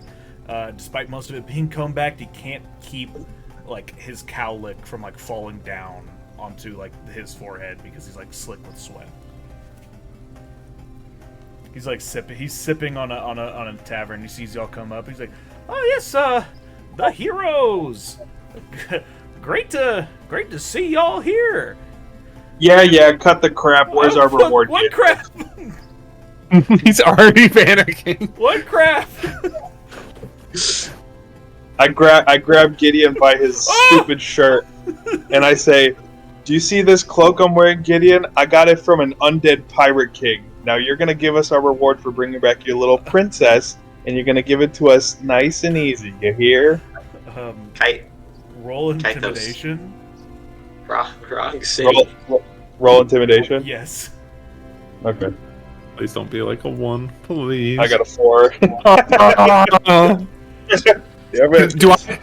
Do I notice him starting to like not be convincing? Can I like get in there and like do the better cop? On just like you go ahead, Kaithos. This is like the plan. The only one who would have been Pyrite because he was like trying to get him to at least stop, but you would so Gideon he's shaky a little bit, but he like looks behind Kythos' shoulder, and like Belbor is standing there, and he's just like, what exactly are you doing? I let go of Gideon and I go, sorry, I got a little carried away there. We've been in a goblin cave for God knows how long, and we just want our reward. We're really sorry. Alright, but giving a shakedown to a mayor really isn't the way to do it. And like Belabor, you can see Belabor like has his hand like fully on his sword. Well, let's just call that a little bit of a misstep by us. Right. Gideon is your mayor? Who is he running against? Like a crab? Well, I mean, in all honesty, no one really cares about the mayor. It's all about who runs the old pulp pub. It's where everyone gets their drinks anyways. Alright. Well, Guys, anyway, Gideon, can you tell us anything about our prospects here? Give the shmoney. He's kind of like, you see like a sweat mark start to form on his like on the collar of his shirt. He's like, I mean, while y'all were out, I did round like a group collection from the remnants of the town. We were actually able to, I guess, pony up some sort of reward for y'all. But I was planning on the commotion, the party to kind of die down a little bit so y'all could enjoy yourselves. But I to give it to y'all. But I guess if y'all want, I can go grab it now. Reward first, then we party, I say, with an intimidating look. Belbor shoots one back right at you. And like Gideon's like looking down. He's like, oh yeah, of course. I don't know why I was so stupid. I'll go grab it. This is the face I'm making to him. You're doing like a Zoolander with like Belbor. Yeah, just give me my goddamn money now. So Gideon. Then we can celebrate, but we agreed to terms. I'm thinking this in my head. I'm not saying this out loud. That's what the look is. Gideon, like you see tears start to well up in his eyes, and he like runs off. And Belbor kind of like follows behind him, like kind of in a slower pace, like this isn't the first time. So the law of contracts not applicable in this land. There was no contract. There's not even a verbal contract. There was an oral contract. Well, yeah, but who's to say that they're legally binding in this province? Statute of frauds. I remember us asking like about money, with like and they're like, "We have a nothing." phantom lawyer in town. Yeah. Wait, what'd you say, Pirate? I was just saying, I remember us asking for money, and then being like, "We have nothing." So we were doing this more because, like, getting to know the princess would be our ticket to getting more funds. Yeah, Pirate, get an extra inspiration because you actually remembered it. I want money. Yeah, y'all didn't remember that this town was completely broke and running out of money, and the reason they're so happy now is that they can start making money again. Well, good. This is the first start of the investment. We're the reason why they can start making money. We have immediately made 1,000 gold. Let's go! Roland and I are just so like we're just over it right now. We don't care about just all, like, give a fuck. It's like gritting your teeth, like money. shaking everyone down. Where's my money? I rescued a princess! Give me my money! I rescued my princess! We didn't have Don't to you know go what into I that just cave. did?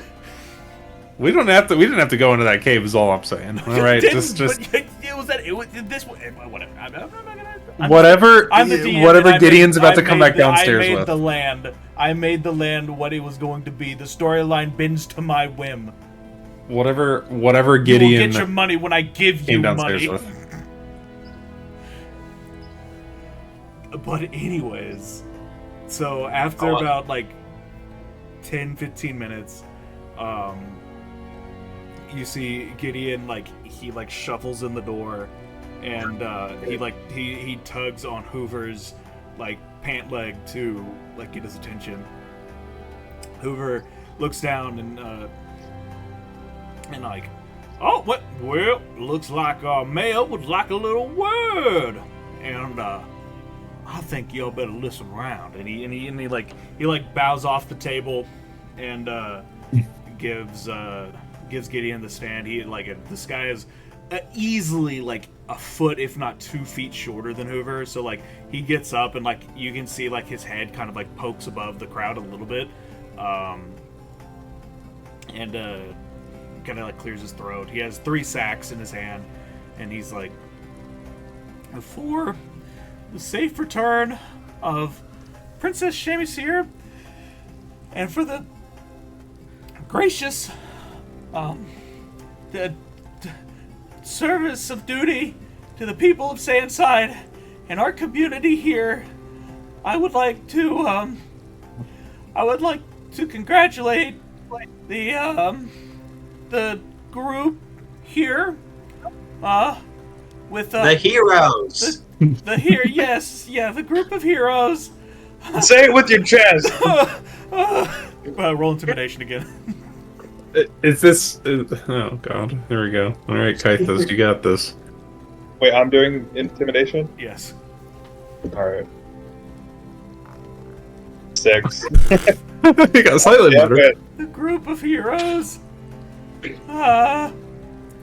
with a sum of 150 gold each to the recipients, Kythos, Roland, and Pyrite. and he clumsily gets off the table. Like he kind of like has to do the thing where he like jumps down to his butt and then like scooches his way down to the floor.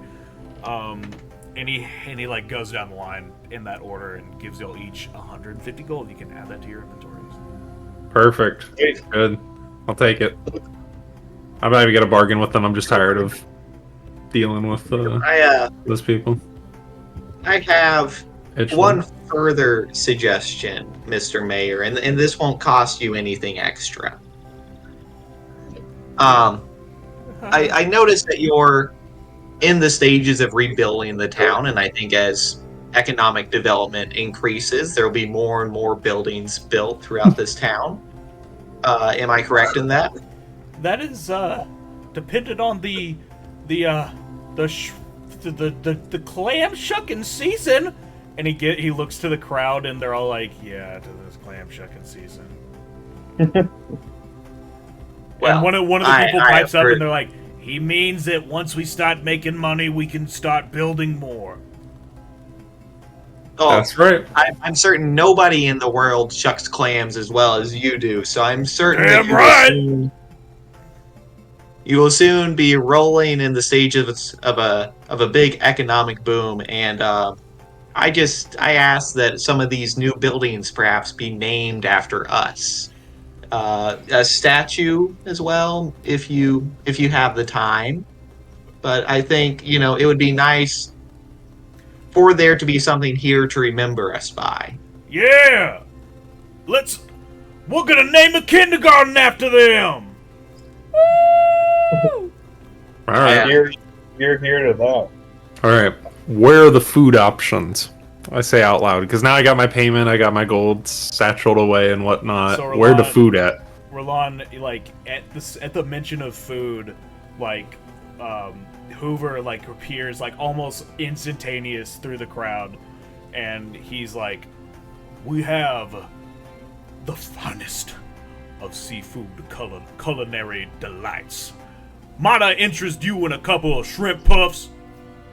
Yes. Shrimp puffs. I'm gonna get y'all hooked up with a little bit of shrimp puffs. I want to try everything Sandside has to offer in terms of seafood. So like Hoover kind of like puts his big hairy arm around you, and he's like, "Then sample you shall. Sandside is bounteous, if not also delicious." And he's gonna like lead you on like a chef's tour of the kitchen. Like imagine like this is like the Hell's Kitchen like back interview of like what goes on in the kitchen. He's like offering up his meals to you as you go through. So is that if that's what you want to do at the party? Now that you got your payment, let me know what you do next. Pyrite, what are you doing? I am going to the bar and I'm just hanging out, like looking at different people, like trying to get them to buy me drinks. Okay. I'll go ahead and have you roll a d6 to like vet how many people you see that are kind of like catching your eye a little bit.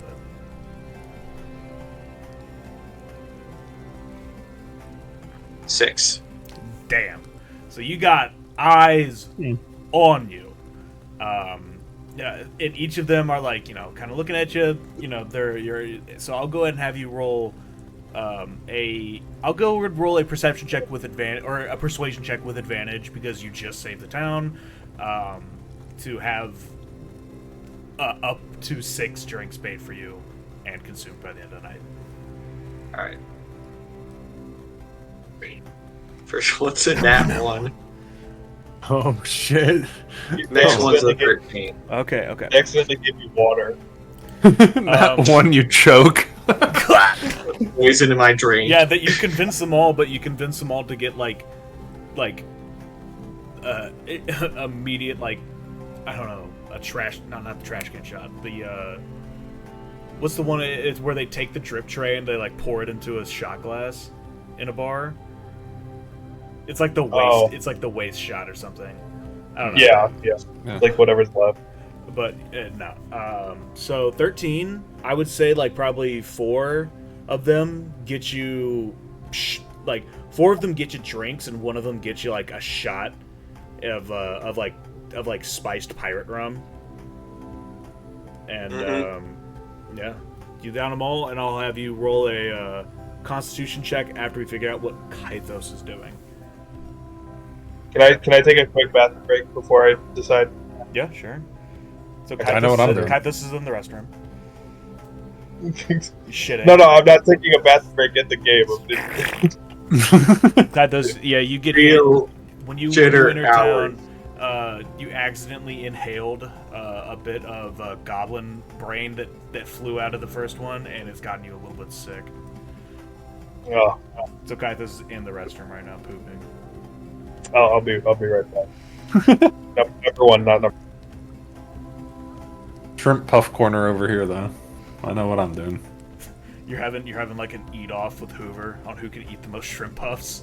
Well, I wanted to roll to see how tasty I thought it was because I'm not a picky eater, right? I've had prison food and whatnot, like that I've gobbled down, but I really want to see what their like greatest delicacy at Sandside is. I'll roll something for Hoover. Like I know he has proficiency in Cooking. In chef's tools. Let me see what his stats would say.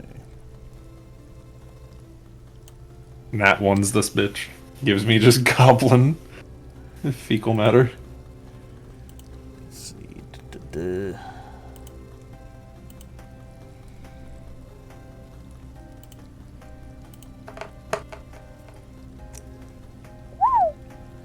It's an 18, an 18. I guess his proficiency will be 2, so dirty 20. That's how good he makes these shrimp puffs. Dang, okay. Alright. So I don't even need to roll on my side then, I just know they're that good. Oh yeah. It's like the perfect blend of like salty and savory. It's like, you know, it's like it's almost like a freshness of the sea mixed in like with like just a really, really light spraying of oil and batter to Dude, you're making me actually hungry IRL. To make it flake just a little bit. Yeah.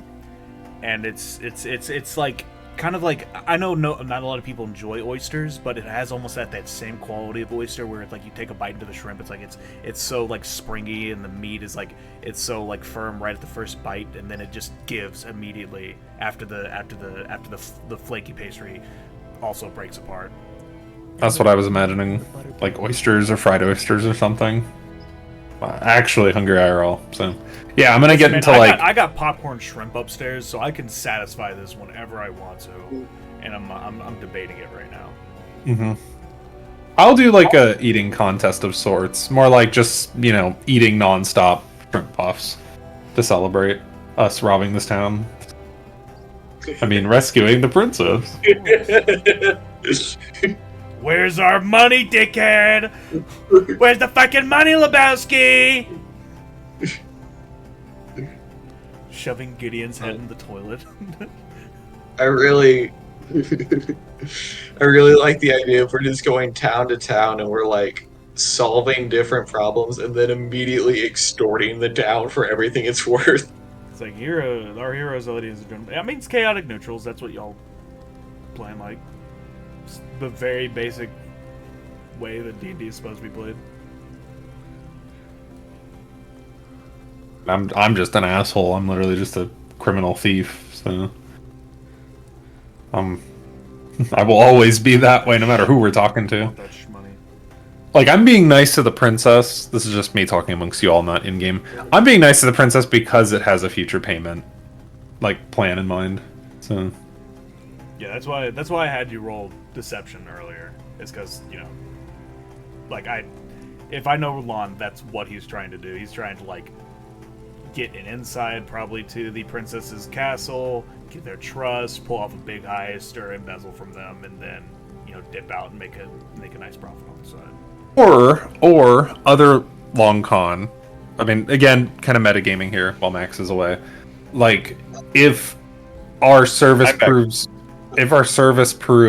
useful, honestly, having a princess in our pocket as a contact is better in the long run, but that depends on how valuable their vaults and safes are and whatnot. So if they're not as valuable, then her trust might be more valuable. Yeah, and I mean, she seems like an intelligent, capable character, so it is beneficial just to have her as an ally. Yeah, as an ally, as perhaps a party member, or yeah. Who knows what kind of power she has, like magical spell casting or something. Alright, so, Kythos, what you doing now that you're out of the bathroom? Kythos, the outhouse door, swings shut behind you. And you enter in, she says, "We're gonna find the bathroom." Hang on one second. Alright, I sent the gif of me opening the door to the outhouse. Okay, anyway. I get some fresh air outside the tavern, just to get a break. I'm kind of shocked at how easily I grabbed Gideon and shook him up just for 150 gold pieces. So I'm kind of shocked with myself, and I think that being in that cave for too long really warped my perception of the purpose of why I was really down there was to help people, and I think I lost track of that, and I was kind of turning into my good friend Roland over here in terms of motivations. So I take a step out. Roland's motivations right now is shrimp puff.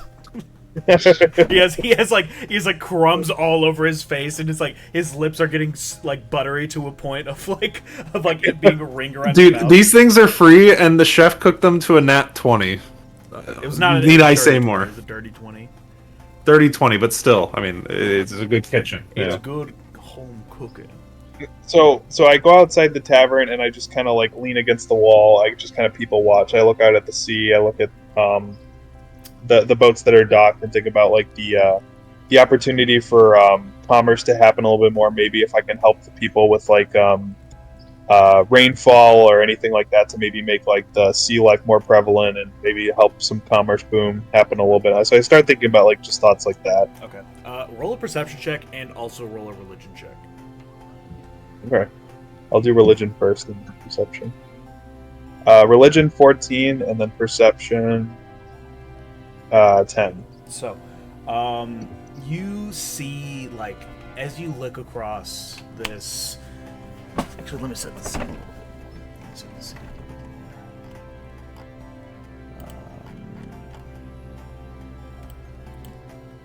Don't worry, this is good building.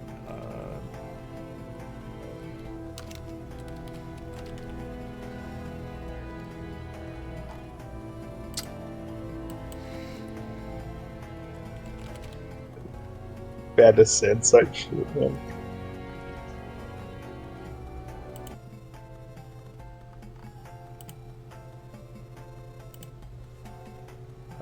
So you are. Oh, also, sorry, James, to interrupt. I also think about me shaking up Gideon, and if the princess saw that, like maybe if she thinks less of me as like a bodyguard, or if like I'm just quick to resort to violence instead of diplomacy or something like that. Right. Well, you really snapped. It didn't take long for Kaitos to crash out. I think I looked at Roland and I was like, "Let's fucking get our money right now." No. So, you, with a 14 religion and a 10 perception, you look out onto Sandside.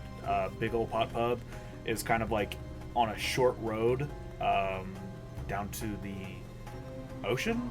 And you see the same port that you came into, the same port that you've probably visited a couple times before, making routine trips. You see the moon is it's a large crescent out tonight.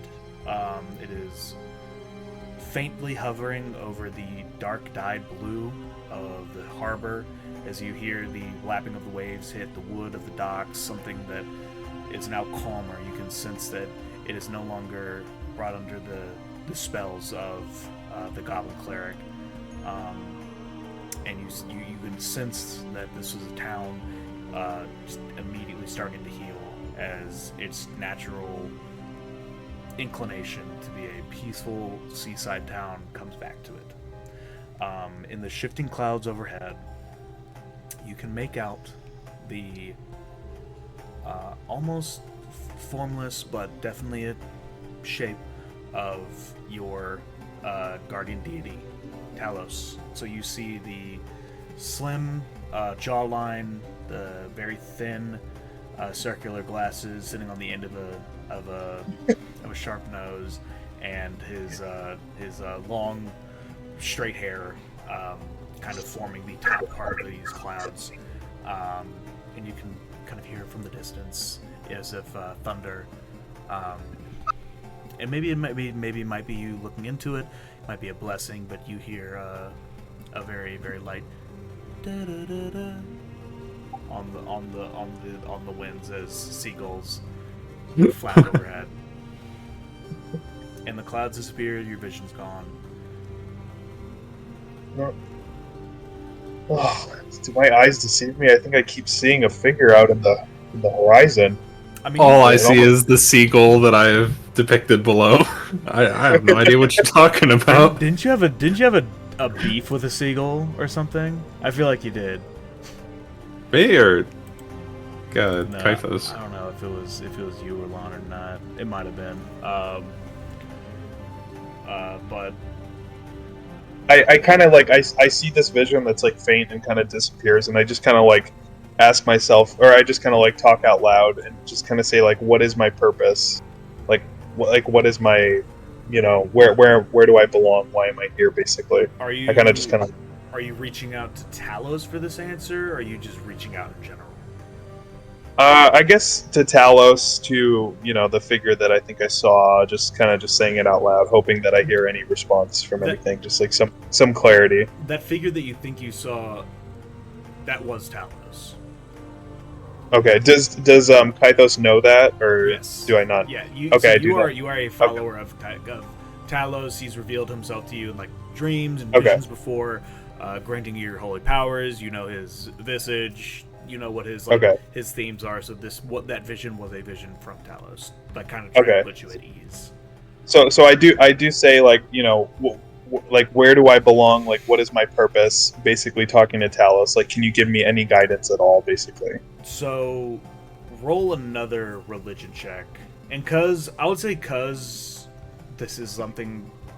It's pretty much in character for you. Give yourself inspiration if you want to use it now for these checks or not.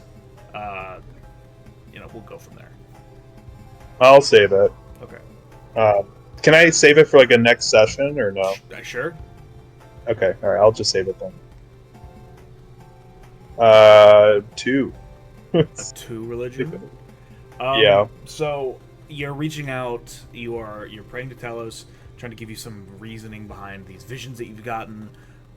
Some reasoning behind like your purpose and like what are your goals. you would think that someone that you'd been in service to for so long would have like the answers and be able to like give you some more like a push in a certain direction. But I think the vision that you saw is probably going to be the limit of your interaction at this point. Talos doesn't normally like answer the questions of such trivial things about not about like worship to the storm and the tempest and prayers for doomed sailors caught in the uncontrollable wrath of the sea. So him kind of hearing this prayer after congratulating you on getting to this place and getting this achievement, it's kind of like faded his interest a little bit. So his attention is elsewhere.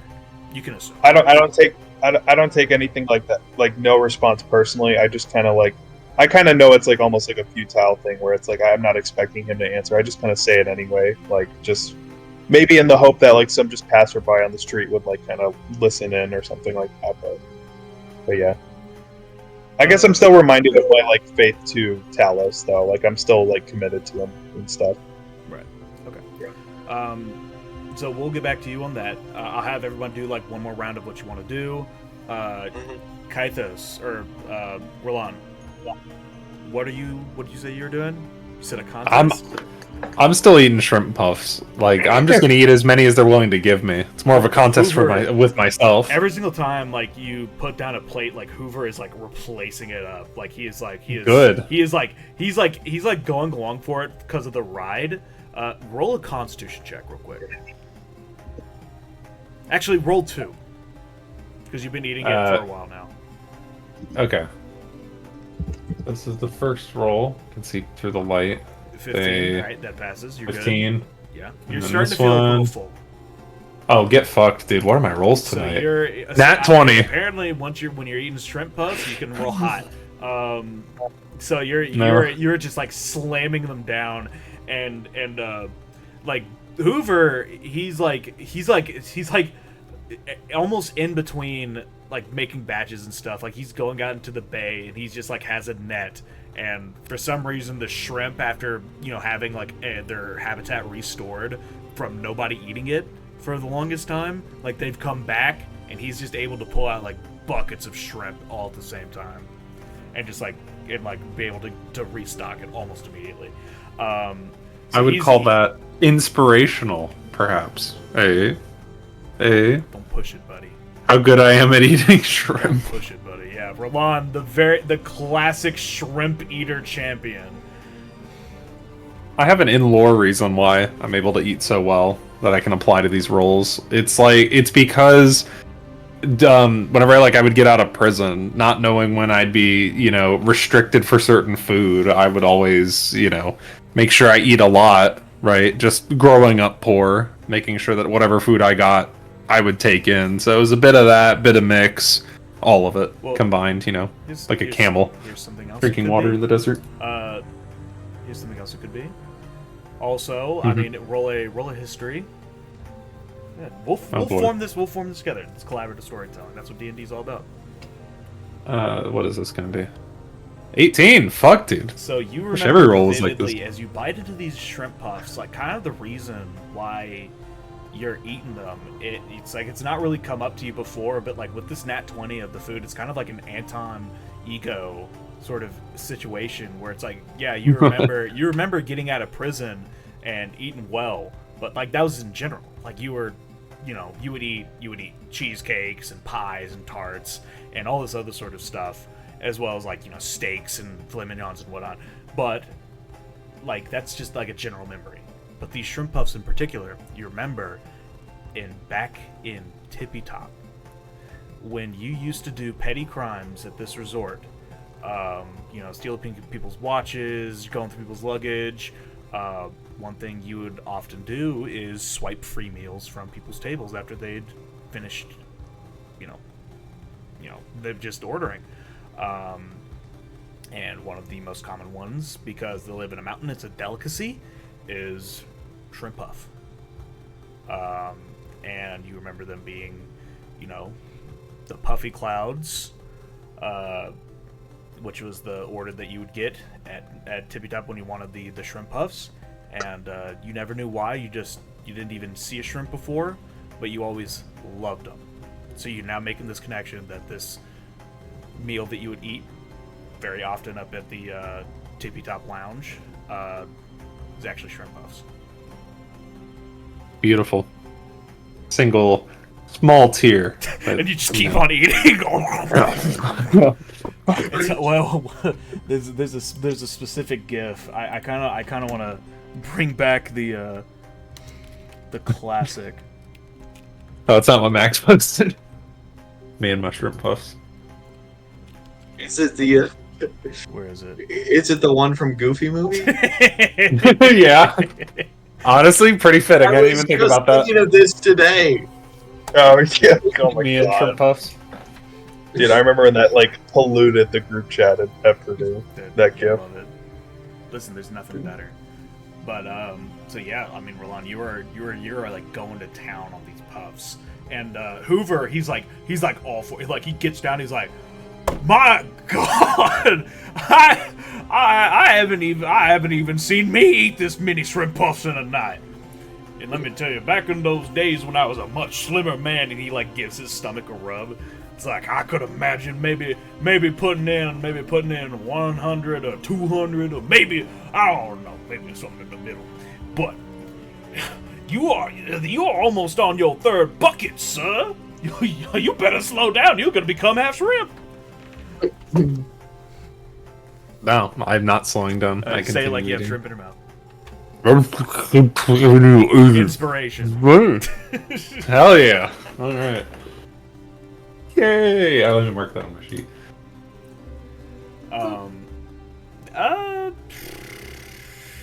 I'd say that was good. Unless you actually want to have a competition, or you just want to like keep on with the shrimp. Nah, I just want to keep on eating. Honestly, it's just good reward for a job well done. We could have easily fucked up that princess quest many a different times. So I'm just happy we got out alive. So, Pyrite, you are 3 drinks and 1 shot down. I would assume you're like out of college, right? Or out of high school? Yeah, I think I'm supposed to be like 20. Okay. This is since you've been living with your mom in you remember like the nights where you'd be like trying to sneak out with your friends to go like, you know, sneak an ale behind Old McGruff's Stone Beer Tavern and maybe like get one of the adults to, you know, sneak a cup out the window or something. But like you were never a heavy drinker, so like this is hitting you a little hard. Like the rum shots that I'm gonna roll another D4 to see how many other people bought you drinks.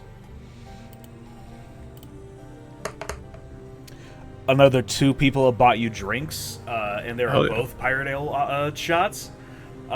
You are feeling roll 2 Constitution checks as well. First one will be how bad you're feeling at the start, and that will lead into how bad you're feeling afterwards, depending on the difference between the 2. Constitution. Yes.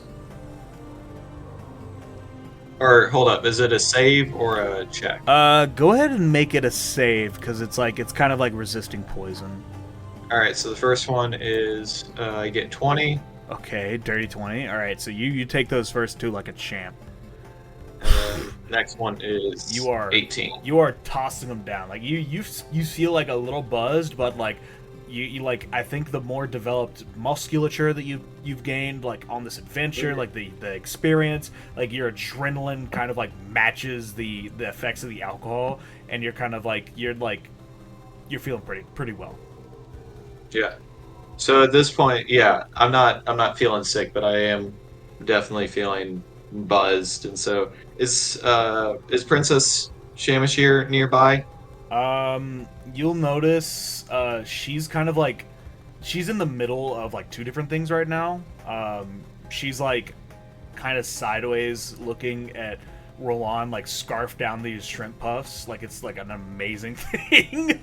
And also like looking at a book trying to like stay out of the eye of everybody. Like she still has her hat on; it's like pulled over, but like no one's really like pestering her too much. Like they know to keep their distance around like royalty, so she's kind of like at the bar, just like kind of like getting bumped a little bit, maybe. All right, I'm not going to take a note from everybody else, and I'm going to pester. I go, Princess, you and me, we're doing shots. Pirate, that's a very good idea, but I don't. It's not going to be very comely for a princess to do shots, even after a harrowing adventure. It wasn't becoming of a princess to get captured by goblins, but we did that. Do you think anybody's going to talk about how you got drunk after facing death? I mean, you know how different news stories try and spin different things. You know, the Tabaxis will write a story this one way, and then the Tribunal would write another story this other way. It'd just be about how you spin it. Look, as your new bodyguard, I will protect not only your body, but also your image. I won't let anybody publish anything that's untrue or unfair about you. So let's do shots. Roll a persuasion, but it's from the way that you're speaking it, you're more put together, so I won't make you roll with disadvantage because you've been drinking. If you want to roll with disadvantage, I'll allow it, but roll just your persuasion. It's DC 14. 3. She kind of like looks at your state. She also notices that you haven't showered in 4 days, and your breath is a little stinky. And that mixed with the alcohol is kind of like, yes, Pirate, I think it's best if you maybe don't before you like hurt yourself or something. Because I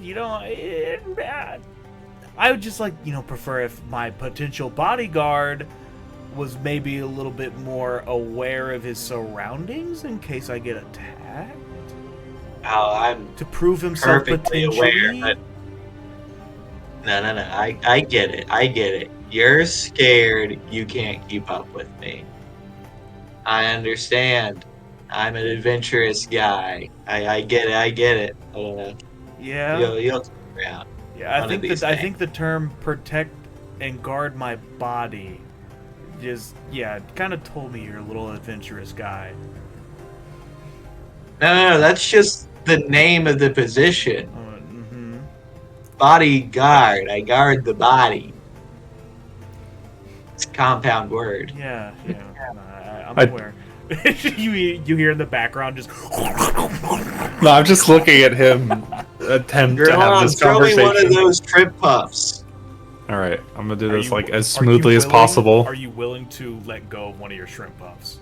I've eaten like at this point probably 100. Wisdom. Why wisdom? Roll a wisdom. I forgot the name. Dude, my rolls in it are insane. 19. Yeah, you're able to pull yourself away from the memory and give up a shrimp puff. Guys, well, no, I want to share in the memories. There you go. I continue.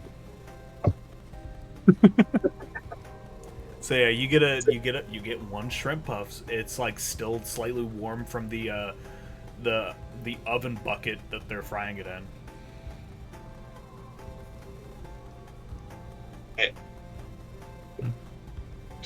Go ahead. What you gonna do?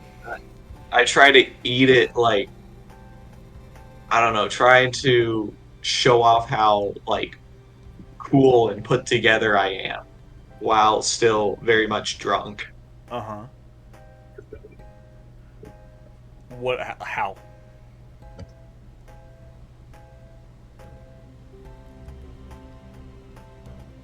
Like describe it. Describe I put it. the whole thing. I like slide the whole thing into my mouth, but I do it very carefully, and then I chew slowly while like making uncomfortable eye contact with Samishir. Roll a performance.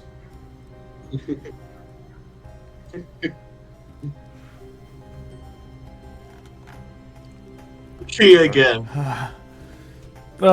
She kind of like, she's like, ooh, nice. If you don't mind, I think I need to interview one of the other bodyguards, and she goes over to Roland and just like sits down at the table, but does not address him. As he's I'm just gonna continue eating. My objective is basically complete here. She noticed that. That's why she's going over there. I ain't trying to flirt with nobody, right? The princess is the only woman I'm interested in, and I'm not even interested in her in that vein.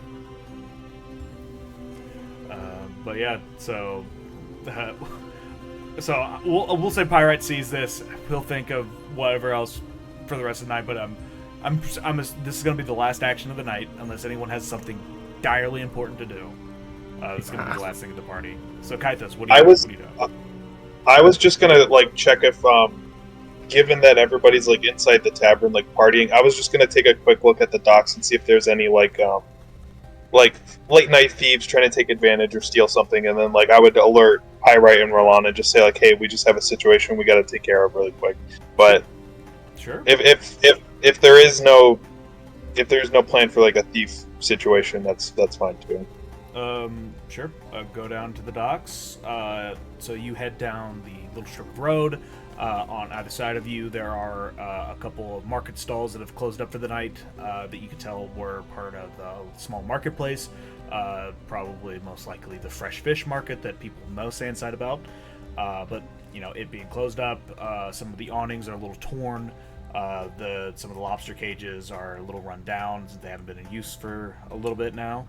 And maybe a little damaged with the goblin attacks. But you make your way to the docks and make a quick perception check. Or what's your passive perception? Perception is +3. Is it passive perception? So your passive, your passive is 15. So I'd say it's a clear enough night. You're able to like take a look around the town. I also have dark vision for 60 feet. So yeah, you don't get any disadvantage imposed onto you. So I'll go ahead and roll a d.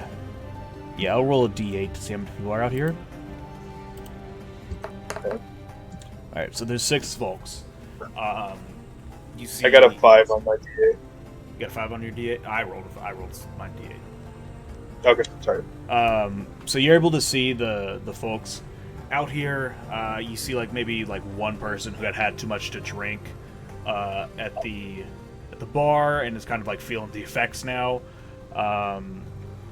You see like an old couple walking down the streets, like holding hands. You see as well 2 people off to the right-hand side of the docks, kind of like messing with some crates, and you see one person pulling in a net. Okay. This person that's pulling in the net, do they look like a dock worker, like a longshoreman? Do you want to approach him? I'll approach him. So this dock worker is, you can tell like he has like a little patty hat and some overalls and some waders. He's, you know, obviously a dock worker. He's pulling in this net. He sees you approach. He's a little like kind of taken aback. He's probably not seen a tiefling in quite some time and probably forgot that they existed. And your eyes kind of like glow in the dark. It's like, you know, like little black orbs with like white shining light coming in behind him. So you see him. So and you almost. So I try to call. I try to call out like before I get too close to him. I try to say like, "Hello, sailor, longshoreman. I'm not here to frighten you or anything. I just wanted to as a fellow shipmate, I just wanted to approach and just strike up conversation." So, like you do see that, like, you know, your appearance, like it's the night, like it's middle of the night, and you know he's just kind of like mindlessly pulling this in. You see the surprise on his face. He says, "No, don't worry about it, man. You know, it's just with the goblins and all, and I haven't seen a tiefling in a while, so you know it's my fault, not yours." No, I understand that some people have their perspectives, and I don't fault you for anything. And I wanted to make sure that you weren't alarmed or got the wrong idea. I'm just out on a stroll. We just came back with the princess from a long journey to the caves, and I'm just taking a little stroll on the docks just to kind of remind me of my roots. Well, I'm sorry, what? Like, put your mind at ease, kind of like take it straight. Yeah, mindful meditation. I really do feel closest to myself when I'm near like a dock or a shore or anything like that. Of course, no, I raised in Sandside. I know exactly what you're talking about. I wouldn't know what to do with myself in a city. But you said fellow longshoreman. Would you mind helping me with this net? It's the first haul of oysters I've gotten in a while. I'd be happy to. Yes. So make a strength roll. He's gonna make one as well. Don't get kidnapped. A voice lingers in the wind. You think to yourself, what was that? 0. Oh my god. So you guys. I'll use my. You guys. Can I use my save for, like, can I roll again? Can I use my save here? Sure. Go to roll again. So if it's still a nat 1, but what's a 0 roll? It's just a nat 1. It's like a critical failure. Where if this was something more funny, I would have gone 0. something else. But this is a little role playing moment. It's hilarious. All right, I got a 9 on my second. You got a 9. All right, so you're able to at least brace him from falling in because he also rolled a 1. Okay. So he's like, and he's like, oh, heave, oh, and you can tell he's like getting out of breath. He thought he was gonna fall in. He's like, thanks, pal. But look at these beauties. You can only find quality like this in Sandside. I hear the pearls that come out of these oysters are some of the most beautiful things you can find in the deep blue sea. Well, you know what they say? Pearls are made for sand, and that's half our brand. And but the one thing I've always liked about oysters, and you know, you can call me maybe a dreamer, maybe a poet or whatever, but I've always liked the little, you know, kind of, it's a little bit more of a perspective on life than anything. That's why I like them so much. You know, this oyster looks like a rock. Turn it around, feels like a rock. Sniff it. This is a rock you pulled from the sea. But good sir, I don't mean to interrupt you or anything. I did want to get a just a courtesy gift for our princess, just to welcome her back to her home. I wanted to get one of the oysters and see if there's a pearl in there, and maybe create a set of pearl earrings, or not a pearl necklace, but I guess pearl earrings. I mean, hey, if you help me harvest some of these oysters, I'll let you keep any 2 pearls you got. Because to me, these oysters are like pearls to me. It's all about there is a ball coming up. We're planning to be bodyguards for this princess, and I want to make sure that she remembers that her group of bodyguards has her best financial interests and security interests at heart. Well, you know, maybe it'll help her remind herself of the little happier times that she's had in Sandside and not just getting, you know, kidnapped and the like.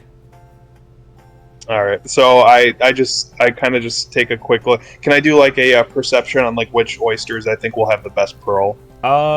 You wouldn't know because you didn't used to be a fisherman. You were more of just a ferryman, like kind of someone that like would, bring people back and forth or bring cargo back and forth, but never like one that was out fishing. But I'll go ahead and have you roll like a nature check to see if you can like determine which ones look the most pregnant with a pearl. Pregnant, 11. Pregante. 11. All right. With an 11, you can discern one maybe has a bigger hump in the middle, and that could indicate a little bump in the middle. Know what I'm saying? Yup. Yup. I grabbed the most pregnant look, or not the most pregnant, but I grabbed the one that I think is pretty pregnant. All right. I'll go ahead and roll. I'm gonna roll a D100. And with this one, I'll say 50% and up. It has a pearl. And I'm going to say that you're able to shuck 8 oysters. So this one specifically, because you rolled the nature check, will have a 50%. Okay. Everyone else is going to have a 25%. Okay. It was a 47%, so this one did not have a pearl. That's funny. So we'll go ahead and roll. I'll actually have you roll. I'll have you, since I want you to see it as well, I'll have you roll 5 more D100s. Wait, what did I say, 8 or 6? I think you said 8, if I remember. 7 more D100s. If they roll a 75 and up, it's a pearl. If they roll 25 or if they roll 75, if they roll 74 and down, no pearl. Okay, so I got 75. I got 7 chances to get 75 or higher. Yes, but you only get 2 pearls. Okay, so I'll just do that until I go. Wait, can I multi-click 7? Yeah. Yes. All right, You cool. should be.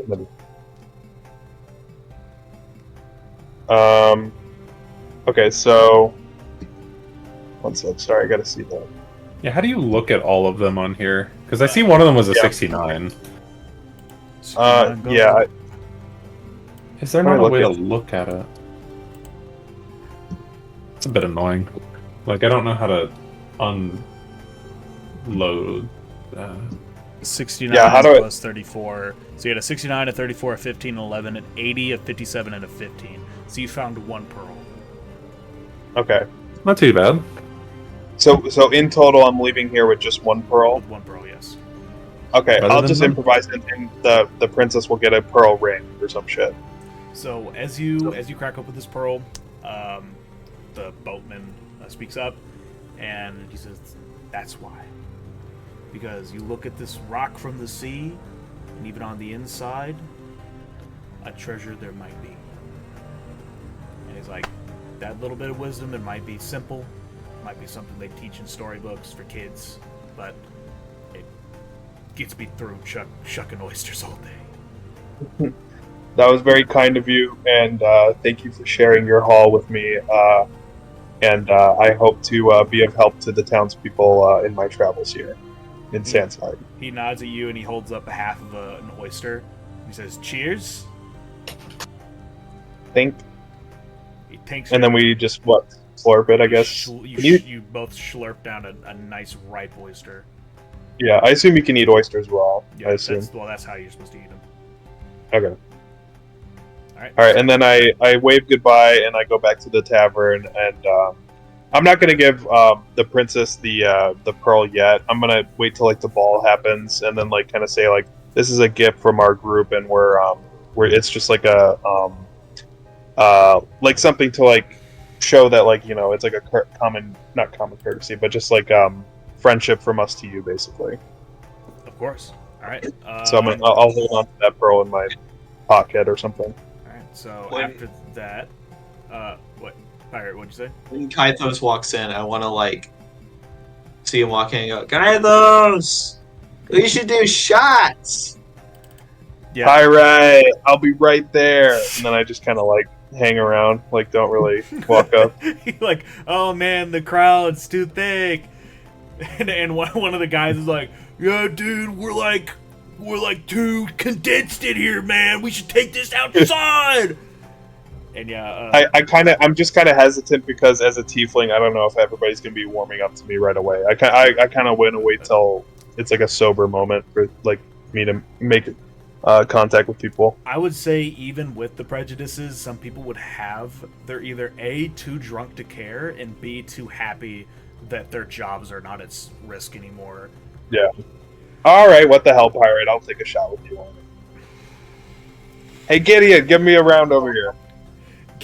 Gideon is like he's sitting far away, and roll a intimidation again. Yeah, roll Yeah, intimidation again, yeah. You're gonna get a nat 20. I'm like, it's gonna be the low tier god. I'm trying to intimidate this fucker. It's 6 again. Oh my god, dude, you need to stop. Gideon he pulls out a mug and like pretends to be like drinking it for a really long time. He says,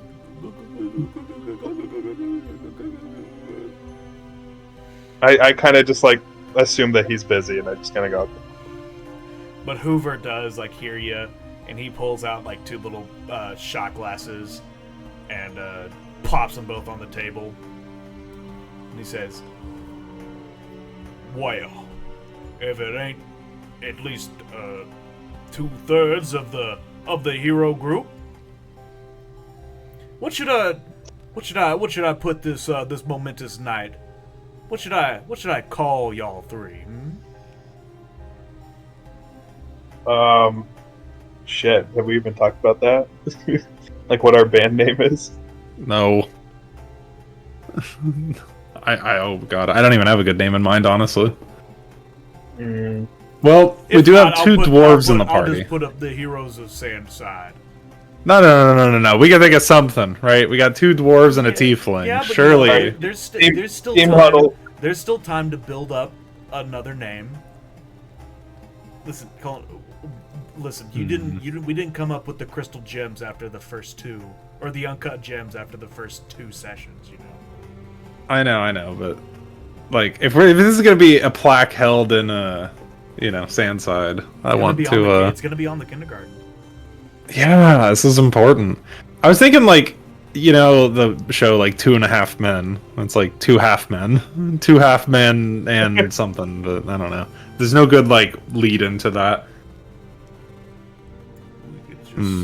Does anybody have any strong desires for the name of our little ragtag group?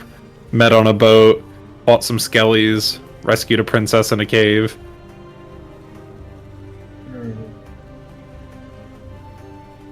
The Union Busters. No. The Goon Squad. I like the word you said. The ragtags. I don't know about that. I really can't Hoover's think of like in the middle of writing down ragtags. Wait, we haven't decided. Okay, alrighty. Can't undo it, but The last resort. Oh, I like that one. All right, yep, that's it. I dig that. Last resort. Okay. I'll put on that we were saved by the last resorts. Literally. I think, you know what? I think that fits. Sandside's last resorts. I can see that on the kindergarten. These are the last resorts. Wait. I know it's not 1-to-1 with our characters, but I just imagine this is the face of all of us independently after that.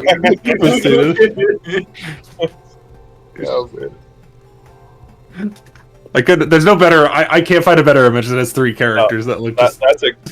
That's fantastic. Yeah. The last resort. Facts. So Hoover will like put that into his pocket, and he'll be like, "Well, I mean, I know for a fact that I will give y'all room and board here, at least for the night. and we can discuss getting y'all on a wagon on wherever y'all need to go tomorrow. Good Sounds question. good. Where do we need to go? I guess we're following the princess, right? Yeah. So, We're gonna have to help her for the ball, and keep like security at the palace or whatever. All right. So y'all are going to bed? Yeah, we're pretty wrapped up Yeah. for the night. Ate a lot, and then really just waiting for daybreak to travel with the princess. So. Yeah, I also tell Roland and Pyrite I was outside of the tavern for a little bit, and I got the princess a pearl so that she can wear it with whatever outfit she does for the ball, and just something that like connects her to our band of people, basically. Like it. I like the way you think. The last resort. It's so fucking stupid, but there's some truth to that, right? I like it. Because it's two dwarfs and a tiefling, right? They're just an unlikely trio, but it works. So y'all pack it in for the night.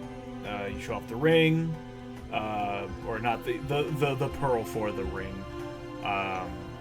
and I mean, maybe the princess has another pearl. I don't know. It's just like a gift that we can repurpose into whatever she it's needs. sentimental, if anything. It could just be like a decoration in her room. Or It whatever. could just be an earring on one side, like it's the It could 80s. be a septum piercing. Oh It could be lining my pockets with gold. That no! is an option. What is the purpose of taking the pearl? Like, does it have any magical traits to it? Also, do I even know it exists? Like, I was just No. not- I'm sure. Once we go to like our rooms, I'm showing it to you guys. I'm saying, hey, I got this outside the tavern. I wanted to give it to the princess from our band to her, just to show that just like friendship and like good future, good fortune, stuff like that. kind of scoff at the idea. Like, assuming it doesn't have any magical properties to it, I can't understand why we'd hold on to it and not sell it for coin.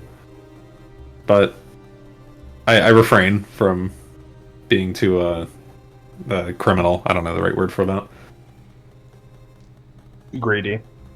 Yeah. But But goodwill is important to buy. you'll definitely turn in for the night, thinking about pearls, thinking about money.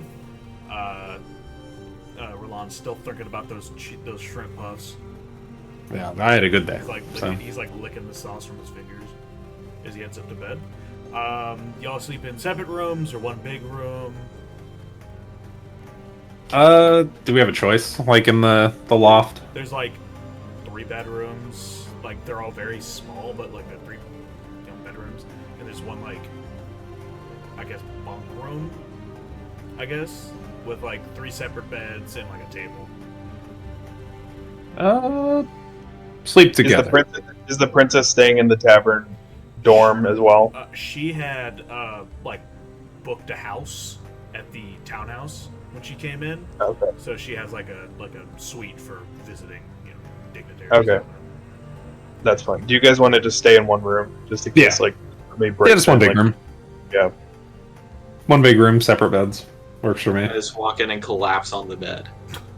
It's very hard. But it's like the hard of like a grandma's bed, not of like hitting wood. Can I roll for my bed comfort? I collapse on it and I don't get up, but you just like hear very muffled. You hear me go, ow.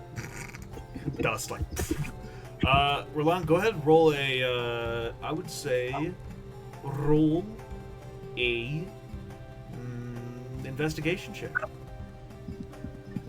Here we go. +0. This would be like the one net one of the night. An 11. That's not terrible. An 11, like you find like a bed that's out of the 2 remaining beds, like the one on the left is like slightly softer. It's kind of like a difference between like a good memory foam and like a slightly worn in memory foam. Works for me. Alright, and I go to bed. Alright, Kaitos, that leaves you in the middle. Whatever available space there is, I'll just. I didn't really drink a lot. I had like 1 shot, so I'm just gonna calmly go to bed, say goodnight, Pirate, good night, Roland, and I'll see you guys in the morning. Pirate is still sleeping. It's finally hitting him. As he's trying to get to bed. But yeah, so y'all sleep through the night. I mean, since y'all already, if you want to take a long rest, you can take a long rest, but we'll just, like, say for the sake of, passing time, it's just, boom, next day. Sounds good. I don't think I used any, like, health or resources, so... Man, me neither, besides the rope, and we got all of our materials back. All we did was gain gold, essentially. Yeah, that's it. I'm satisfied. Nobody lost health falling off the fucking cavern, so... My hands were sweaty at one point. Yeah. Fine. Good setup. So, y'all wake up the next day, and already, you guys hear, even before you start waking up, there is a commotion going on outside. If y'all want to go ahead and roll, each of y'all, and investigation checks to kind of listen to what's going on. I'm sleeping in. Fuck that shit. I got... Roland doesn't roll. I got a 1. Oh, I did roll. I rolled. Oh, you did roll? Oh, I thought you were just saying that. No, I said I'm literally. That's why the 4 is like I don't give a fuck. I'm sleeping in. Okay. So I got a 15. Kythos has like oyster in his ears from the night before. He has one side oyster, one side shrimp puff. That one shot from last night actually was had a little bit more in it than I thought, so I was just a little really groggy. You actually drank the seawater shot, and you immediately contracted swimmer's ear. So you just hear the sandside slinger shot. But Pyrite, you'll hear that it's a mix of voices coming from outside. They all sound pretty ostentatious. You've grown up in Cloud Cradle High, or going to Cloud Cradle and attending all of them, and hearing different people here and there. But that's all dwarf culture. So you've heard mostly all your life low end speak, like not nobility, just plain folk and the workers. These sound like the same voices you would hear in public speeches, that sort of thing. Public speeches, announcements, that son of a bitch went to college kind of speak.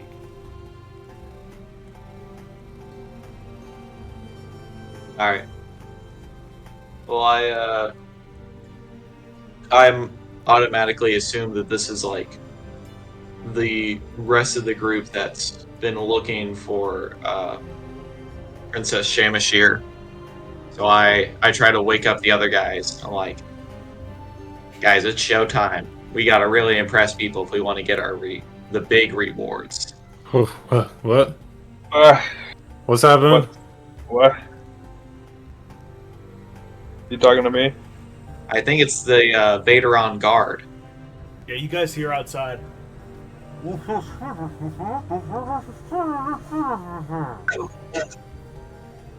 Can someone turn that confounded racket off out there? Max looks out the window and throws a boot. All right, I rolled a 4, so at least clam up. I'm at least awake now. I hear something going on. I'm like, I'm annoyed, but I'm awake. Okay. Only one chance to make a first impression. Kythos takes off his annoyed underwear that he sleeps in. Fine, if I must. But I'll let you know that I'm annoyed. Pirate, you'll be hearing about this later. So Pirate leads the way downstairs. He was already getting ready while y'all were waking up. So Pirate, when you get downstairs, you will see that there is an envoy of, as you would have assumed, ostentatiously dressed knights, kind of with banners on their horses, on their brindles. Their armor is stark white and with orange markings on the pauldrons and on the sides, with kind of blue trim. So it's a very like the person that's like kind of like shouting has like a little bit more elaborate of this armor. It's very colorful. There's a plume on the top of his head, on his helmet, and he's like looking down at Samishir, and you kind of like get the tail end of the conversation where he's looking down and saying, and we have been worried sick about your well-being, miss. I can't believe that you have just stolen out into the night and not alerted the guards. It's only by luck or by pure happenstance that we were looking through the demands and saw that there was a Sir Gideon who had heard that a princess had gotten into town and maybe had something new about it. And then Samishir looks up and it's like, if you had just honestly given me a little bit more space, I would have been fine with letting you all know where I was, but you didn't, so I couldn't. I think you're more to blame here than I am. And the guy kind of looks up. He's Miss! You know that all we do is for your own safekeeping, and because of your father's orders, which he is not going to be very happy when you get back. And she's like, oh, I'm tired of hearing about this. I know I'm going to get chewed out when I get home, but come on, just let me talk to him first. Maybe we can work something out. And that's when Samishir kind of looks to y'all coming out of the inn, and she like motions, and it's like, these gentlemen, and she like kind of like puts her arms out, were so kind enough to save me. And yeah, Roland, like he has acne starting to grow a little bit on his mouth because like he just collapsed. He collapsed on the bed without wiping off the butter, and he's like starting to get a little bit of like whitehead or just like whitehead, not whiteheads on his nose. No, it's like his nose is already kind of far out there, but like you can tell that it's like it's starting to develop like something. These fine gentlemen, I think would like to say something about what we saw. Yes, indeed. We happen to be the last resort, and we also happen to be the bodyguard for the princess of these lands. When you say the bodyguard of the princess of these lands, the head of the knight just kind of like puts his spear, this spear like up to your neck, and he says, "This had better be a joke, sir, or are you still suffering of the effects of the celebration last night? There's only one group that is fit for the protection of Princess Samishir, and that is us." And like the other knights that are in this how many kind of like straighten up and their spears go up. How many people are there? There's like 12. Where's the princess? If you speak to her, she'll clarify. I wanna say put, in like, like my a sleepy hand stupor. On the sphere to try to like pull it away from Kaithos' neck just a little bit. It's like not sturdy. Okay, well, I'm just holding up. This is like a trained knight, and you are like a guy that like swings a sword well. Then I'm just holding on to it then, and I say, Careful now. it's like I'm sure that you have been helpful to Princess Who's saying Samishir that? in the past. He's like looking around and he notices that there's a hand like on his spear, and he looks to the side. Like he's very Down high here. up. It's like, Down here. what was that? What was that, sir? You were saying something group, something else. I don't know. What? I am certain that in the you have been quite helpful in the comfort of Vaderon with the protection of Princess Samishir, but you know, in her moment of need, it was us who rescued her, and I think that makes us fit to be the new group of bodyguards, and I believe the princess agrees with us. The knight kind of looks over at y'all and says, just because a trained monkey can grab a paper plane out of a tree because he's available doesn't make him the same as a man that can do it quite the same. That odd metaphor wakes me up a bit more. It's like, why did you describe it like that? He's trying to call y'all trained monkeys. Uh-huh. I happen Is my monkey already summoned? Yeah, your monkey like didn't change shape, and he's kind of like. Is the monkey like on my shoulder? He's like practicing his chess gambits right now. Like, I'm gonna own. He's like thinking to himself, I'm gonna own this guy in chess so bad. Just let me at him. Let me at him. Knight to e4. Fuck you. Look, all I can say is that if you are insulting trained monkeys, then you have clearly lived too privileged of a life, because they can be the difference between life and death. Oh, obviously, yes. And trying to compare you to trained monkeys would definitely be an insult to the monkey. Gentlemen, please, Gentlemen, please, I think this does not need to resort to violence. I think we just need to ask the princess herself what she thinks. Princess? What say you about who do you think is more fit to be a bodyguard for you? Listen, guys, I told you I was going to propose it to my parents. I did not say a yes or a no. That is all I could promise. But you're still invited to Vaderon and the ball that's happening in a couple weeks.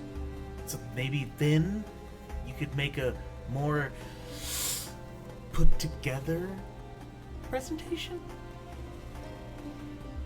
Work on your act a little bit more? Because right now you're kind of just rolled out of bed vibes aren't good. All right, let's all take a step back and de-engage from this. Be like, sounds good, princess. Like, I want to look at the head knight Never and be wait. like, sounds like you need to be putting your resume out. Oh, I'm curious, should we just give her the pearl and just call it a day, and then she'll reconsider it later, maybe? it's up to y'all. But the knight looks down and says, I shall put it out in full display. Maybe you could take some notes. I don't know. I'm of the mentality we stick with Princess Samishir and just the rest of her guard, and we go to Vaderon, and we do what we can there, and we'll think of how to put together a better presentation for her parents. I'm fine with that. Should we just give her the pearl and just say, like, don't forget about us? It's like, Now hold on to potentially, it. I think it'll be good. I think it'll be good later. I agree. I Okay. agree. The head That's knight fine. looks down at y'all. Are you saying this out loud that you're going to accompany them? We're able to make a whispering huddle? at a level that they can't hear us. It's only the last resort can hear us. Yeah, are we able to make a huddle in this case? Yeah, I would say so. I would say this I'll is all being discussed like to the side. The like you guys go into your huddle and the princess kind of looks up and says, "Don't worry, they do this a lot. Most often they come up with a good plan after it." And she's kind of like wringing her hands together. It's like, just come on. Hey, if the princess while y'all pause, she's like giving y'all a thumbs up and like a toothy smile. if the princess can put up with our huddles, I think she may come around to us later. Agreed. Roll an insight, Kathos. Just me or everybody Actually, else? all of y'all. Because my insight's +5. Where's insight? 10. Man, I've had like just bad ones. Am I stupid? Why can't I see insight? Nat 1 insight. Hey, I got a nat one as well. So, Oh my god. Kythos, you We would don't know recognize that, like, the princess doesn't really mind y'all. Like, she doesn't, like, think bad of y'all. and Roland and Pyrite, like Pyrite is just he's trying to think of like comebacks to this night potentially if like they or like how to like rework his like argument with him from the past. It's like, oh man, that would have been I could have said this. And Roland is blowing his nose. He's still trying to wipe the eye boogers from his eyes because he's still waking up and it's just like he for some reason like that moment nothing. But yeah, the princess does not have an issue with y'all. Good. I also say in our group huddle before we also break again, maybe if we do some like weapons training or find a blacksmith before we see the princess again, we can show her parents and the princess and the guard that like, you know, we're not just your average swordsmen. We're refined. The last resort. The last resort has refined their sword play, you know, magic, and like, you know, we've gained a good amount of experience with fighting and stuff like that. So maybe we can like at least say a promise to the princess, like the next time that you do see the last resort, we're going to come back with more experience from the local town blacksmith, sword teachers, and you know, sorcerers, stuff like that. I don't know. Do we have time to do that and still make it in time for the ball? When's the ball? Like a couple weeks from now, didn't she didn't say? like when, but it's in a handful of weeks. I would say probably like a month and sometime. Like enough time for you to make it there for sure. Like Vaderon's like a week's right away. Yeah, so maybe we'll have to do some like training, like consulting services, like lend our services to other people, get money, and then maybe even get like nice clothes for the ball or something like that. I don't know, Yeah. something like that. Perhaps. But- Yeah. Yeah, it would be easier to do all that stuff in Vaderon as it's a much bigger city. Yeah. Mm-hmm.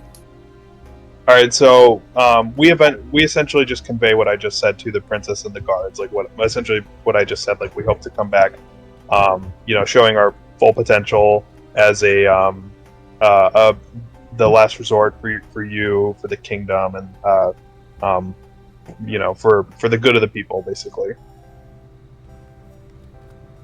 So are you saying this to the knight? Yeah, both the knight and the knights, the 12 knights and the princess were just like saying this, like, you know, we'll step back for now. We hope to come back with a more presentable portfolio of like, you know, why we're a good candidate to be a bodyguards for the princess. The knight, like he has like a kind of a twirly mustache. He kind of like takes one hand, other hand still on his spear to his side, but like pointed down, not really like pointed at y'all. Kind of like pulls it out for a second and says, well, consider your first test already started. Make your way to Vaderon with not as much as, I don't know, a death in your little band of lost boys, what you call Baboons. yourself? Band of baboons. You band of blithering baboons. If you make it to Vaderon and knock on the gates, I'll consider the first test passed. But no more until I see something live. What'd you say your name was again, Mr. Knight? You can call me Harris. Knight Guard Master Harris. All right, Harris, with the hairy mustache, we accept your challenge and we look forward to showing you our full potential. Undoubtedly so. But I'll have to wait, I guess. Can we all can all three of us say like one thing to the princess before they depart? Yeah, so they the guardsmen get into formation, kind of like flanking either side of the carriage that the princess is kind of standing near. The knight, he backs up a little bit, allows the princess to say some parting words. But yeah, each of y'all can say like one thing or like exchange a couple words with the princess, whatever y'all want to do. Okay. I was also going to think, because I only have one pearl, what if the next time we see the princess, we give her the second pearl to make the complete set of like earrings? It almost like symbolizes like, you know, we're in the process of like, you know, being a trusted ally for you. You mean like kind of give her one set of jewelry as a promise, and then like this is part of the set. We'll come back with an extra. Yeah. We'll complete the set when we come back stronger, essentially. Sure, if you Yeah. want to. That Seems fine. Okay, so I go up to the princess and I give her the single pearl. I tell her the story from last night about the longshoremen, and I say, this is not a complete jewelry set. This is hoping to make a great jewelry accessory for the ball, to remind you of us as a strong band of mercenaries that will fight for you and defend you. And we hope to see you again in the future, complete with a complete set of earrings and with a complete band-aid of protectors. And we hope that you don't forget us, princess. Of course not. I mean, I do have to get y'all the she doesn't say y'all, but I'll have to get you guys some of the invitations for the ball. It's gonna be a little thing. I do have like some interim ones that I can get y'all. So like, you're giving me this promise, I'll give you this one. All right, sounds like a plan, and I look forward to seeing you soon. So I walk away. Of course, I hope y'all safe on your ride to Vaderon, and once you're in the city, meet up with me. I'll try and make some time, but again, like I'll have to duck my parents. Mm-hmm. Likewise, and that's all I have to say. I look at her and say, "Don't worry about Harris. Don't worry about the rest of the knights. See, those who are not great always act to hold back greatness, like you and I. We will be at Vaderon, and we will be there to complete the jewelry set. We will bring any artifacts that we have found along the way. But history will remember our meeting." Roll I would say just a charisma check. Oh, fuck. I'm ready for this one. It'll be a good roll. I have a feeling. I have a feeling. Alright, is that the same as like a charisma save? No, it's just roll your modifier. Roll d20 with your charisma modifier. There you go. Yeah, exactly. So she kind of like looks in your eyes, like she tells like you're being sincere, and she's like, even though you might just be like a novice scholar on it, I'm not gonna say that I'm the best, but like I can tell that, yeah, like I think that we can go together and search this artifact history ourselves, and we're gonna make some great advances when we get to Vaderon, for sure. I believe in you, Byron. You're gonna make it. And I believe in you, Princess. Well, I'm going with a flanking of guards. I have it a little bit easier.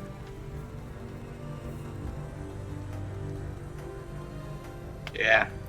Yeah. And she kind of turns around, and the Harris, he's like getting impatient, so he's kind of like, "Come on, princess, your mother and father will be waiting." Fiona, my darling, we have our happy ever after. Now kiss me. Kiss me. So she waves y'all goodbye, and she gets onto the carriage, and they quickly trot off. So yeah, guys, if you want to, you'll look around. Hoover is standing outside the old pub. He's cleaning up everything, getting everything nice and tidy.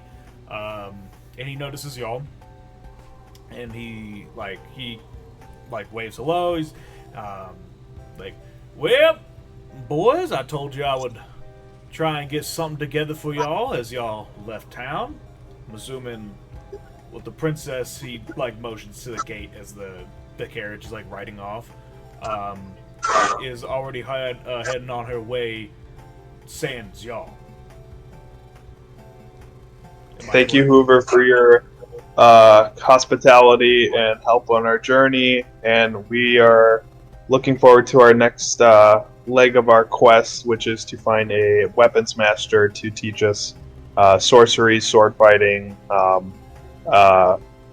and just more expert weapon classes and fighting and stuff. Of course. Well, I mean, you'll find that at Vaderon, no matter what. You know, look at you. You will toss a stone in Vaderon and you'll land it on something you need. But I mean, in all honesty, the thanks is all to y'all.